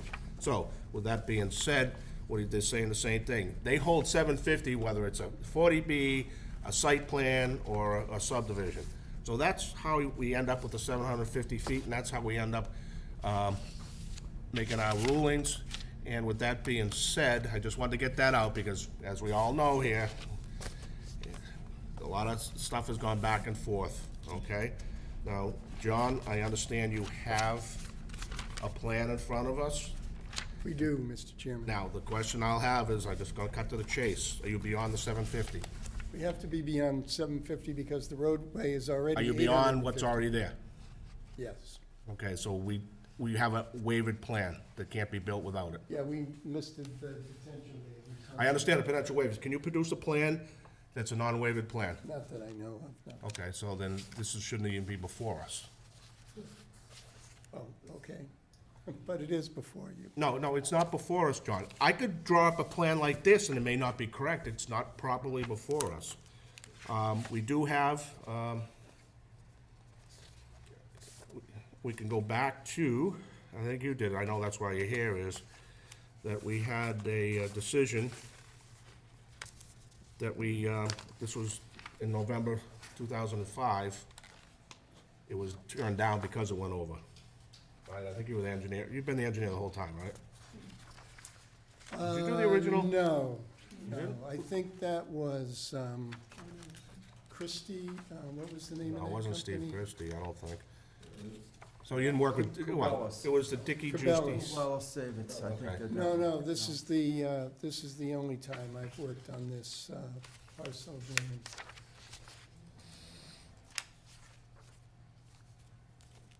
So, But I am aware that there was a proposal, I think it was for 3 more lots, and it was turned down. yeah, right? because it went over, So, they needed extension and didn't get it. yeah, okay. And at the time, there was goings back and forth between, I was here for that, going back and forth between Jim Merriam and Mr. Hassenegger. And he agreed to stop it right there because they were getting too close to the wells and everything else. So that's why it stopped. He never proposed that. So that's always been hanging out there. But when it come back, we still have that 750-foot policy, but more importantly is, you've already heard the 750 from not only our rules, you can't give us a waivered plan, and on top of it, you have the fire department saying no. But as we've been very consistent, I don't know if you've been involved in it, you have to show us a plan, a non-waivered plan. Did you do the one behind the mall? Was that you? No. No, the guy tried to do it like that, 20-foot road, I can do it. Where's your 46? I can't. So, we have to have, you can't give a waiver if you need the waiver to do it. Do you agree? It's not a waiver. I'm not really sure. I think you're kind of, going above and beyond my sort of Okay, I'm not, ability to understand the regulations. I think that my understanding of the regulations from, actually, going back to Attorney Joseph Santos, is the planning board can grant a waiver from any of their regulations if they deem that it is in the best best interest. interest. That's of- exactly what Mass General Law says. Right. But the key is you can grant a waiver. You can't grant a waiver on something that you need a waiver to even present. A waiver is, what are you gonna give for me? It's always in the best public interest. So if this, you could do it, if this was 750 feet, and you showed us you can do a new one, and then you want to go 850, then we'd have to see what's in the best interest. Why would this work? A lot of times, it's been over the years, we're gonna loop the water, which they did up there. That's one of the reasons he got it, is they went through Tex Tomaso's there on Eleanor Road. And so there was give and take. But to come in and say, what would stop me from coming in front of the board that say, all I get is 20 foot? Give me a waiver. I believe that there's nothing to stop anyone from coming in front of the board. He's made the application, he's paid the fee, and I believe But he has his right to present the plan to the board, whether the board. He has a right to present a plan that's done in accordance with the rules and regulations, and then it also says right in the rules and regulations that you have to give a list of waivers. You have a list of waivers, but you have a plan that already shows this needing the waiver. That's where the disconnect is here, John. But, I only know what I heard Attorney Joseph Santos say one night, and that is that a planning board can grant waivers from any or all requirements in their rules and regulations. understood. That's the- But this wouldn't even be a waiver. How do you ask for a waiver when you need a waiver to do it? That's not a waiver. I don't know. It's changing the rules. But Jack, I thought often we say you have to show on a plan how it could be built, and we're asking for the Exactly. waiver for that. Yeah, that's, But for something like this, that would mean nobody could ever even get a Correct. plan. There's, Yep. so this feels to me like a different kind of waiver. Now, I mean, and again, I don't know, I'm Yeah. not necessarily in support of roads longer than 750 feet, but I'm just trying to understand this myself more clearly. Yeah, you're right, it's beyond the 750. It's actually at 857, I think, something like Yeah, that. it's already, The existing road is about 857. We're out beyond it, so they want to even go beyond that. But as you've been here, Phil, a couple of times when people we did it down in Heidi, we said, give us the plan that shows you can do all our rules and regs, and then we can go one by one by one. yeah, I think I mean, and I don't know where that line we always say, showing us how it would be built, if, It says Yeah, all, you between did get all our the rules and waiver. regs. Yep. yeah. And the plan doesn't represent all the rules and regs. All right, out of the bat, they have to put the waiver in it. So, So how did they get the waiver to get to the 871? They don't. They didn't. No, it's a dead lot, it's dead. Not everything's buildable. I said what? Not everything's buildable. Buildable. And the other thing is, I think everyone present has experienced that we will not go against public safety. So we have other projects that we have clearly, everyone here is aware of, that we have clearly voted against because it went against public safety, and we, as a board, are not willing to do that. So I really think that, I don't know, I just think this is a big, to come before us with this, when you know it's all wrong, it's almost like you're just trying to antagonize everyone. It's a situation of, It's not something I was just new, wondering it's whether not that something is hidden, actually it's allowed. blatant. I've been here for, I think, 5.5 years, and there have been several projects where it's been discussed. It's not a surprise. So I don't understand the mindset before even being here tonight with this, but that's just my opinion. But the truth of the matter is, and I'm not trying to be argumentative, I just want to give you a fact, and I will list them for you if you want. There are many dead-end streets in Yes, Walpole and they're that- old ones, John, and we've discussed this, that they are in the past, they were. No, they're not in the. They are well, not recent with the current public safety reviewing the plans and giving us rulings. They are not, we have not voted against the public safety. So when I say in the past, they're not recent. You know, what went on in the old days, I don't know, but I can tell you, you know, just like everything else in life, we progress and we learn and we try and advance ourselves. And if public safety says it's a threat, we listen to them. And I will tell you, as an insurance agent, I listen to them. Because I am not going to sign something that says that I'm putting someone in harm's way. So that's just my opinion, but And you have to understand, I wasn't arguing the right to 750 or Oh, not. no, I'm just I more wasn't the- saying I'm more that. just- I wanna I make sure wasn't that at the all. pro- I'm the just- process of yep. and, you know, presenting what it is and,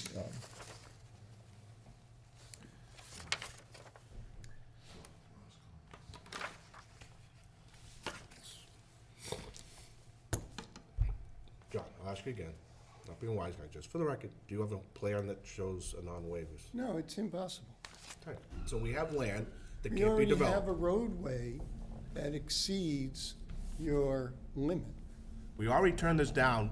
How many, what's the theory? How many times you gotta do it wrong until you realize whatever Einstein says? Just trying to bring something in front of the board that the board may determine in the future is a approvable subdivision. That's all we're trying to do. That's certainly the right of anybody in this town to take their property, pay the fee, draw a plan, pay the fee, and come in front of the board. Yeah, and it's there also the requirement of the design to meet the minimum requirements, what's in the book, and this does not.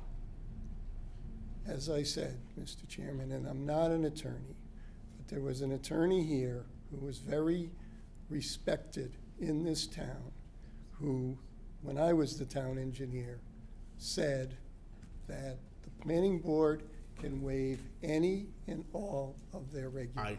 John, I agree 100%. Okay? so But we- it also says that you can't give a waiver to something you can't do. I don't understand that. There's, What do you mean, it's, I know, John, I know you're working for your client and all that, but you can't no, get it's away with more something. than that. I just don't understand what you're trying to say. There's been many waivers for dead-end length given in this town, and I heard what you said, Kate. We've been down that There's road. been many waivers given, and there must have been reasons why the planning board at that time thought it was in the best interest of the town to do so. So I don't understand. So, I mean, are you saying that you're not going to even listen to a presentation or look at There's the nothing, plan? in my view, it's up to the rest of the members, I'm not gonna look at something that isn't properly in front of us. I don't understand what that means. Why? Because I'm a nice guy, I just let things roll. Now, I get to a point I've had enough. Enough. Okay, and this is enough. How many more emails we gotta send to every freaking board, department, and selectmen to say, hey, get them to change. This is what this is about too, but you know you couldn't do it coming in. I didn't send any emails to anybody. Well, you know what I'm talking about. But you I'm knew. just here, I'm you- an engineer, I'm here to present the plans, that's all. If this was so buildable, how come John didn't do it again? I can't tell you, I have no idea. Okay. I have no idea. Well, this is a democracy, so whatever the board wants to do. You wanna hear it out, or what do you wanna do? John?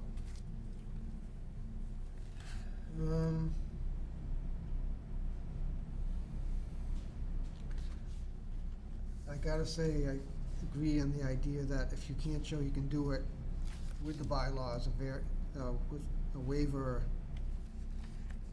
doesn't hold on its own.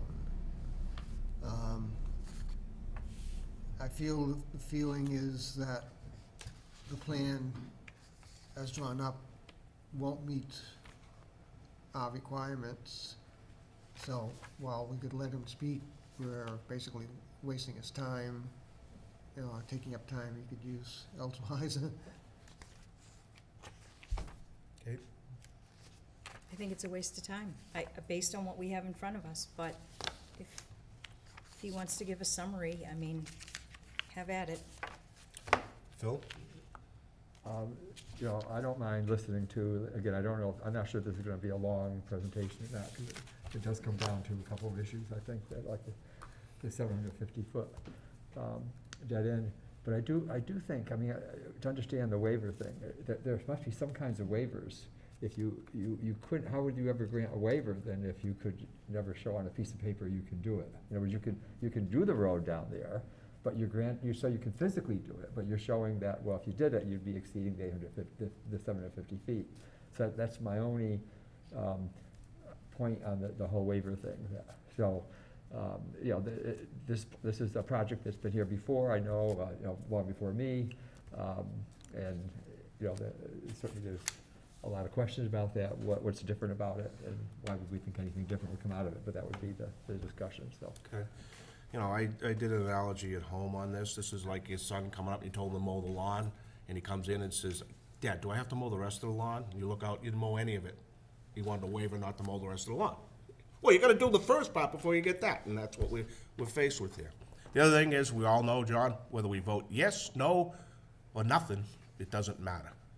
No, I understand that, but I think that, you know, the regulations in the process allows anyone, if they want to hire an engineer or a surveyor to draw a plan, fill out an application, pay the fee, I think they're entitled to present the plan in front of the board.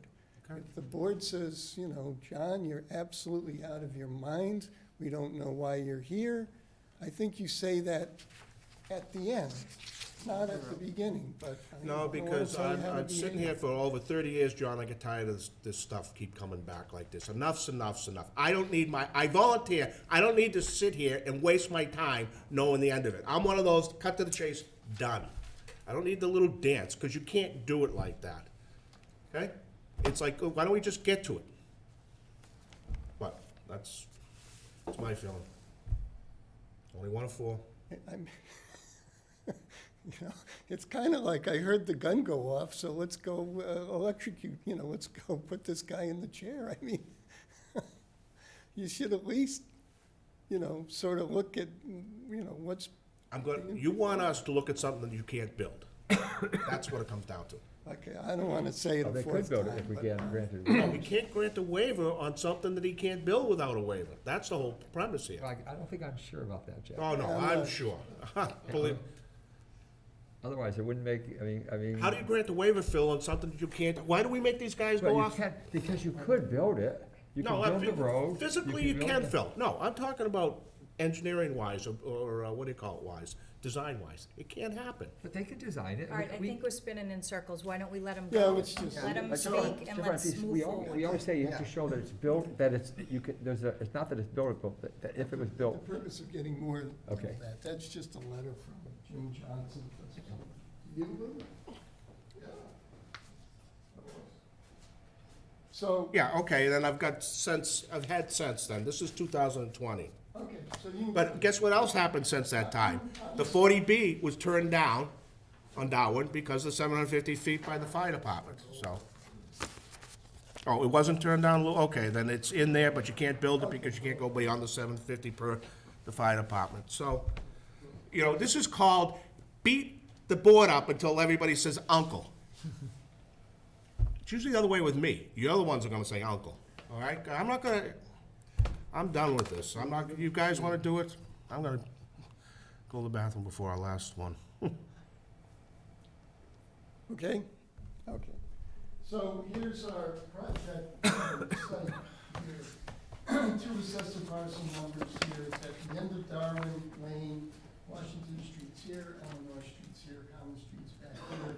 And as we all heard, it's about 857 feet to the end of Darwin Lane at this point. So,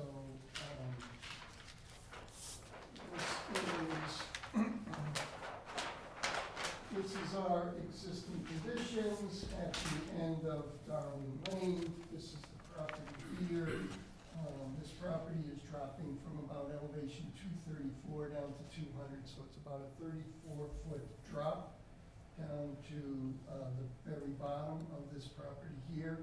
Darwin Lane has water. This is a hydrant, sewer, and then there's some drainage here with some above ground with some underground structures here and an overflow coming off here. So those are the utilities. Last house on the right is number 31, number 28 on the left. So the proposal is to take Darwin Lane. Oh, wait, one quick question before, on that chart, how far away is the wellhead from the property line? So the wellhead is 400 feet from this property line Okay. right here, because that was actually the town engineer when that land was purchased from the. Oh, is that why it's curved? At the That's right. time, I forget his name, but, so the town of Walpole has to own, or any municipality or any authority who has a municipal well has to own at least 400 feet around the center of the well. So this was surveyed, we worked with John Anderson to do this. So this was surveyed, and then this was determined to be 400 feet from the well. And then that land was purchased by the town from the owner at the time. Thank you. So there's the lot there. So the proposal therefore then is to extend the street. So everything as far as the street extension is going to meet the town's planning board's rules and regulations, other than the length of the street. So we're already starting from about 857 feet. We're going to extend it about 300 feet, so to about 1,157 feet, more or less, right? And we're going to create 5 lots. This is residence B zoning. So each lot has to have at least 125 feet of frontage, right? And in Walpole, frontage is measured in 2 spots. One is right along the street, and then the other is 30 feet back. So one of those dimensions has to be at least 125 feet, and then the other one has to be at least 100 feet. It has to be at least 80% of that. So all the lots meet the frontage requirement, and then they all are more than 20,000 square feet. This is in Water Resource Protection District 1, so the lots have to connect to sewer, or else they'd have to be 80,000 square foot lots. But sewer is available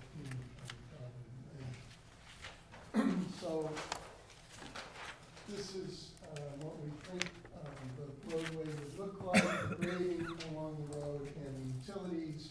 So the way this would work is we're starting at about elevation 234 here. We're going to end up at about elevation 218. We can have a maximum of a 7% drop according to your regulations. So that's going to require some fill on the right-hand side as you're coming in on the westerly side. Eventually, these lots will probably be completely sort of filled and flattened off. And the other side kind of filled to level them off at the elevations shown. Drainage would be collected in 2 places along the roadway, right before you enter the cul-de-sac, because we want to grab the water there before it goes flying across the cul-de-sac. And then at the bottom of the cul-de-sac here. So this is all going downhill in this direction. So we're going to collect it there, and then we're going to put it into some sort of device that's going to allow the water to recharge back into the ground, because that's what we want to do. So prior to that, we're going to sort of clean the water with some sort of water quality inlet, a storm scepter or something like that, and then let it recharge into the ground. This, you know, this is all gravel here. It's what they call Hinkley sand, so it's a very gravelly soil. As far as the water, then we would just be extending the water main down from the existing water main to the end and ending with a hydrant. I'm not sure of the current manner within which the DPW likes to see that. Previously, they wanted to see these off to the side. We're putting it right at the end for now, but we'll find out, you know, from them how they would want the water main to end from the water department. And then sewer, so each one of these lots would have a grinder pump. We usually like to spec an Environment 1 grinder pump. They're kind of like the Cadillac of these environment pumps. Pump into a common force main here, and then that force main pumps up into the sewer there. So that's how it would work. As far as the pump system, that's not all that uncommon. For Walpole, we did Warren Lane. All of those houses are pumped sewers, and there's plenty of other places in town where the Environment 1 or similar pump, Liberty Pump, is used to network together with a sewer main or with a sewer force main and then connect into the gravity sewer. So it's not like it's new territory that we're creating.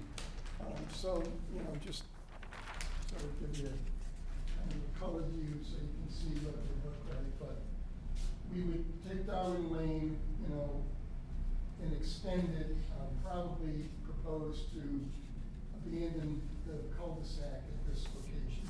Extend it down, cul-de-sac here, 5 lots, and then utilities, as I explained. It's down in a public way. So I guess with that, Mr. Chairman, I can answer any questions that the board might have. Okay. Kyle, I know you have comments. He's done anything since you had him, but have at it. Mr. Chair, we delivered comments dated November 30th. The board actually got them today. We had 9 comments. In the beginning, we explained that the design outside of being beyond the 750-foot length, that the road shown on these plans conforms to the board's rules and regulations. So it's the width, it has a curb, it has the right diameter cul-de-sac. The grades meet the design standards for the board. So it meets those requirements. We do note that they should have asked for, noted a waiver. Preliminary plans require location of all trees over 12 inches. We have a couple of comments on water sewer about actually how the water is to be connected and the abandonment of existing services for the lot that the road is going through. We proceed to note that there's a 35-foot with utility access over number 31 Darwin that appears like it would be unnecessary if this scheme were adopted. We note that, and Mr. Glosser described it as a detention basin at the back of lot 31 and an easement there now. That basin should hold a 100-year storm, but it has an overflow if there's a greater storm, so we've asked that there be a easement through lot 5 and possibly there be grading on that. That would be a future thing, of course, if this moved to definitive phase. We ask that the profile be shown through the cul-de-sac. The plans actually show the existing cul-de-sac, and the plans actually show that the cul-de-sac pavement's removed. And we make some notes about that, said, well, got to make sure the grading works. And there's also a possibility that if this were approved, that a portion of the cul-de-sacs could be abandoned and go to the abutting owners, because that cul-de-sac would no longer be necessary. And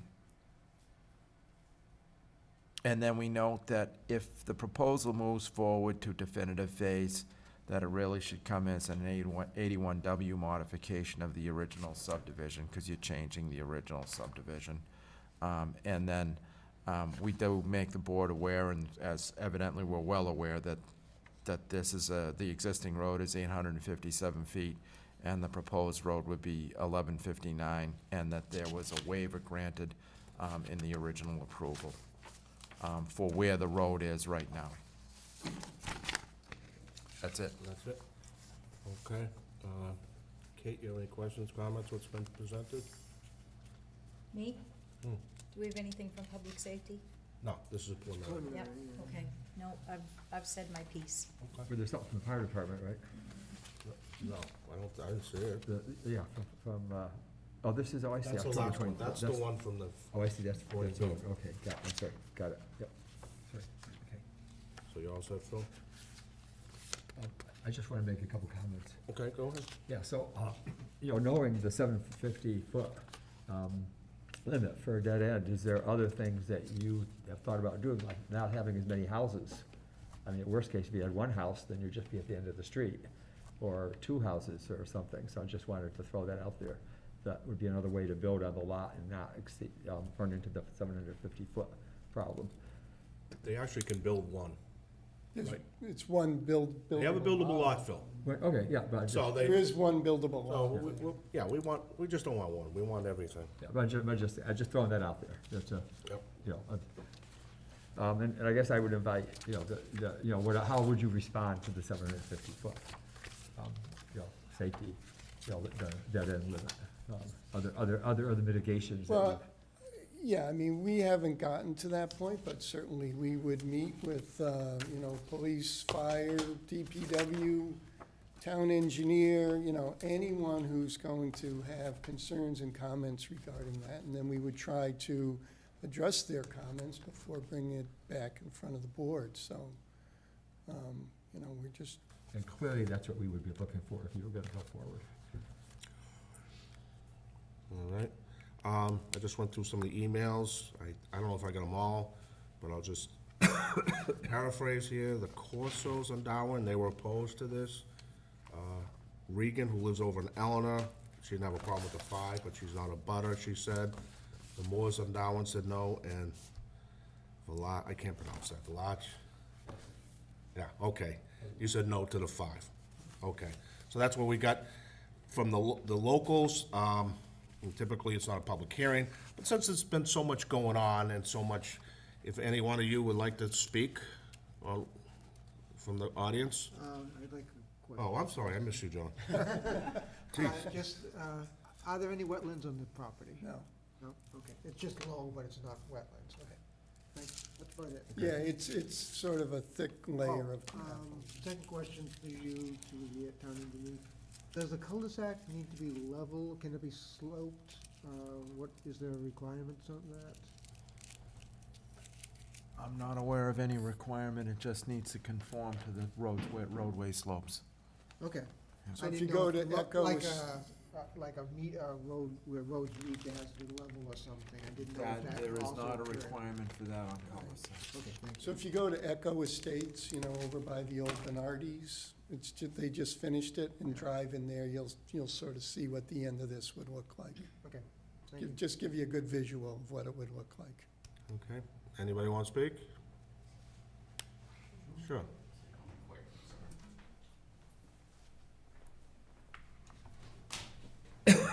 Chair, David Vlasich at 31 Darwin Lane. I'm a direct abutter to the property.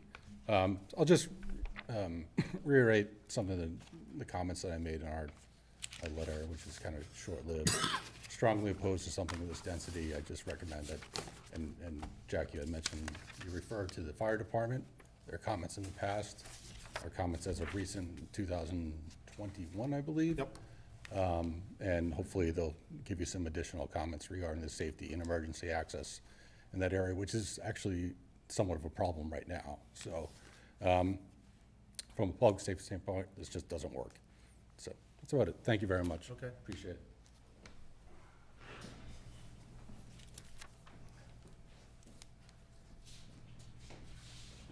Hello, Joe Moriarty, 28 Darwin Lane, Director Butter as well. I'd just like to point out to the board that, there was a waiver given many, many years ago. And, we've always been fine with 1, 2 more houses. We bought in for that. We were charged extra for a cul-de-sac lot I mean, this plan here tonight is taking away the cul-de-sac that we paid for, that we paid extra for. It's still the same owner of the property. As far as I understand, Mr. Petrosi is only proposing a plan that he is, you know, he's got some sort of a PNS or a PNS signed with Mr. Hassenjäger. The other thing is that, I want to point out that the original Darwin Lane that was granted the waiver, there was extra land acquired off the end of Darwin. So this wasn't done, you know, this was thought out. This is, you know, been going on for a lot of years. We were literally in our house a year when this original extension or waiver or extension or this additional subdivision was brought up, you know, at the end of Darwin Lane, literally a year after we moved in, after, you know, agreeing with Mr. Hassenjäger, coming up with a PNS, coming up with a purchase price, agreeing to the price, and then to come back literally a year later and try and take away the cul-de-sac. And at the end of the day, you know, it's still a safety issue. So, I mean, the police, the deputy fire has already, you know, spoke upon it last, was it October, September, October sometime? So, you know, there's a letter there that, you know, you probably all have by now. So that's my, you know, quick take on it tonight. So, thank you. Thank you. You brought up a good point, and then I forgot about that he only could get two, he went out and bought the extra land, and then he tried to sell it to the sewer and water. That is correct. Yeah, so, so this isn't even like the original. We're going beyond the original. So this is way beyond what the 857 foot was. Now we've added to it, so now we're just gonna, yeah, because I think the last time he came, if memory serves me, that he was trying to do those two lots, I think, down the hill. And these other lots along the border in the sewer, border in the town wasn't part of it. Yeah, because he acquired extra land, which we all know, he tried to sell to the town for like 400 grand, but we keep going at it. The other thing, John, I'll say is, I'll just say it because, well, I'm not too happy, because basically what's come around here is we've had Wall Street, Mr. Petrosi send all these emails to people saying, look, either you get the 5 or I'm gonna get a 40B. So basically, yeah, this is what you get. I don't go, believe me, and he knows himself, I don't take kindly to that. So basically, we have a preliminary under a threat of a 40B. No, it's a threat. It's not a threat, so if, No, we don't have to, you know. Let's vote it. Let's just vote it. We're just here, Mr. Chairman, presenting the plan. Let's- I'm not a politician, I'm not an advocate, I'm presenting the plan to the board to, I understand, you're doing your job. I know, you've always done it, so. Anyway, like I said, we can vote yea, nay, or forget it, and you still get it. well, I would prefer, because your regulations do say that the planning board will either vote a tentative approval or tentative. No, I understand that, John, but it's just so the audience understands, if we all vote no, it doesn't stop from coming. It Yeah. has no effect on resubmit. That's what people don't understand. And believe me, it's always been a sort of a curious thing to me, but Yeah, that's I the know, way the regulation reads, and since we're asked to. And what's curious is there's nothing binding you to submit it back the But same I way will either. agree, and I will tell them, your vote, even if you voted to approve it, it means absolutely nothing. But I would prefer that we follow the regulation, which your regulation says the board will vote either tentative approval or tentative disapproval. But it does give us a sense of where the board stands. Yeah, exactly. Which, It gives us a sense, and we agree. It's by no Typically give you a means sense, Phil, binding, on it by no means did it. does anything. Within the, but not on the waivers, I mean, that's a whole Yeah. other thing. All right, I'll make Yeah. a motion And again, I know, but we're not asking for the waivers, we're not asking you for those. No, I know, you list them. We That's- just want you, we're just sort of saying, well, this is what we're No, anticipating. that's according to Yeah. the rules and regs. I understand Yeah, that, what you're looking for. No, it's not an issue, and we never vote them anyway, because, No, I understand that, but that's why they're on the plan, and that's why they're listed as potential waivers. We just want to alert the board, and I think you're right, it's in the regulations. one quick, hurry up, Mr. Moriarty. Can I make one quick, so, Hurry Wait up. till you get to the microphone. Yeah, get up to the microphone first. Hurry up before halftime. I can speak loud. Just to be open about everything, like, we have had numerous conversations with Mr. Petrosi over the last year or so. So we were slammed with a 40B, right? Number one. Number two, so then, you know, back and forth. And he asked us about supporting, and we said, you know, we would support 2, 3 maybe, whatever, but now we're going to 5. And it's you know, what's really maddening is that we said, well, maybe we would consider something if you would pull the 40B off the table. So why is there a 40B being threatened on one hand of us here, and now we're being presented with something else? So it just feels like, you know, if there's gonna be some meeting of the minds here, then it should be, you know, bit of quid pro quo, if I may say. All right, thanks very much. Okay. All right, everything all set? I'll make a motion to, it's not tentatively, but I'll make a motion to deny based on the fact that it can't be done without a waiver on the preliminary plan. Do I have a second? Or do you want to just Can you make a add to motion to that? deny it? Can you add to Yeah, that? well, the preliminary plan. Plan. No, I want to have it in there. It needs to be there. But I also would like you to add to that the public safety comments. He didn't give us any, but based upon historical. Yeah, based on the Based on past historical, and based on the length. Okay. Make that in the motion. Do we have a second? Second. All those in favor of denial, say aye. Aye. Opposed, abstain. Okay, thank you. But I do want to go on the record saying that the message is that if you're going to come back, you need to have addressed the 750, the whole safety issues. We understand. We understand. We wouldn't come back with a definitive unless we were certain that we were gonna have the support of the public safety people in the town. All right, is that fair enough? Yep. Yeah. And this Okay, is, so we won't come back, or I won't come back. not a chance. All right, we've voted, No, not a we've chance. voted Don't the even go issue. there. Let's move on. Yeah, Let's all right. move on. Well, we'll see. John, it's, don't you like doing preliminaries? It's like, whether you win or lose, it's the 0-0 tie at the end of the day. I haven't had one for years. I mean, it's, the point is, why even bother? I mean, but, okay, we have one last thing on our agenda, Phil. Yeah, I'm just going to give a very brief update on the master plan committee. And that is that we need to have a meeting with Judy and with the committee to vote, to get the draft of the final report that Judy and her team are preparing. Their planning committee, consulting. So we're waiting for that report, and we were trying to do a meeting for December 19th. It looks like that may be deferred till January. So it's gonna be another month or more after January before we come to this board with the final vote. So, Okay. Okay. All right. And that's it. I make a motion to adjourn. Second? All in Second. favor? Aye. Aye. And we're out of here.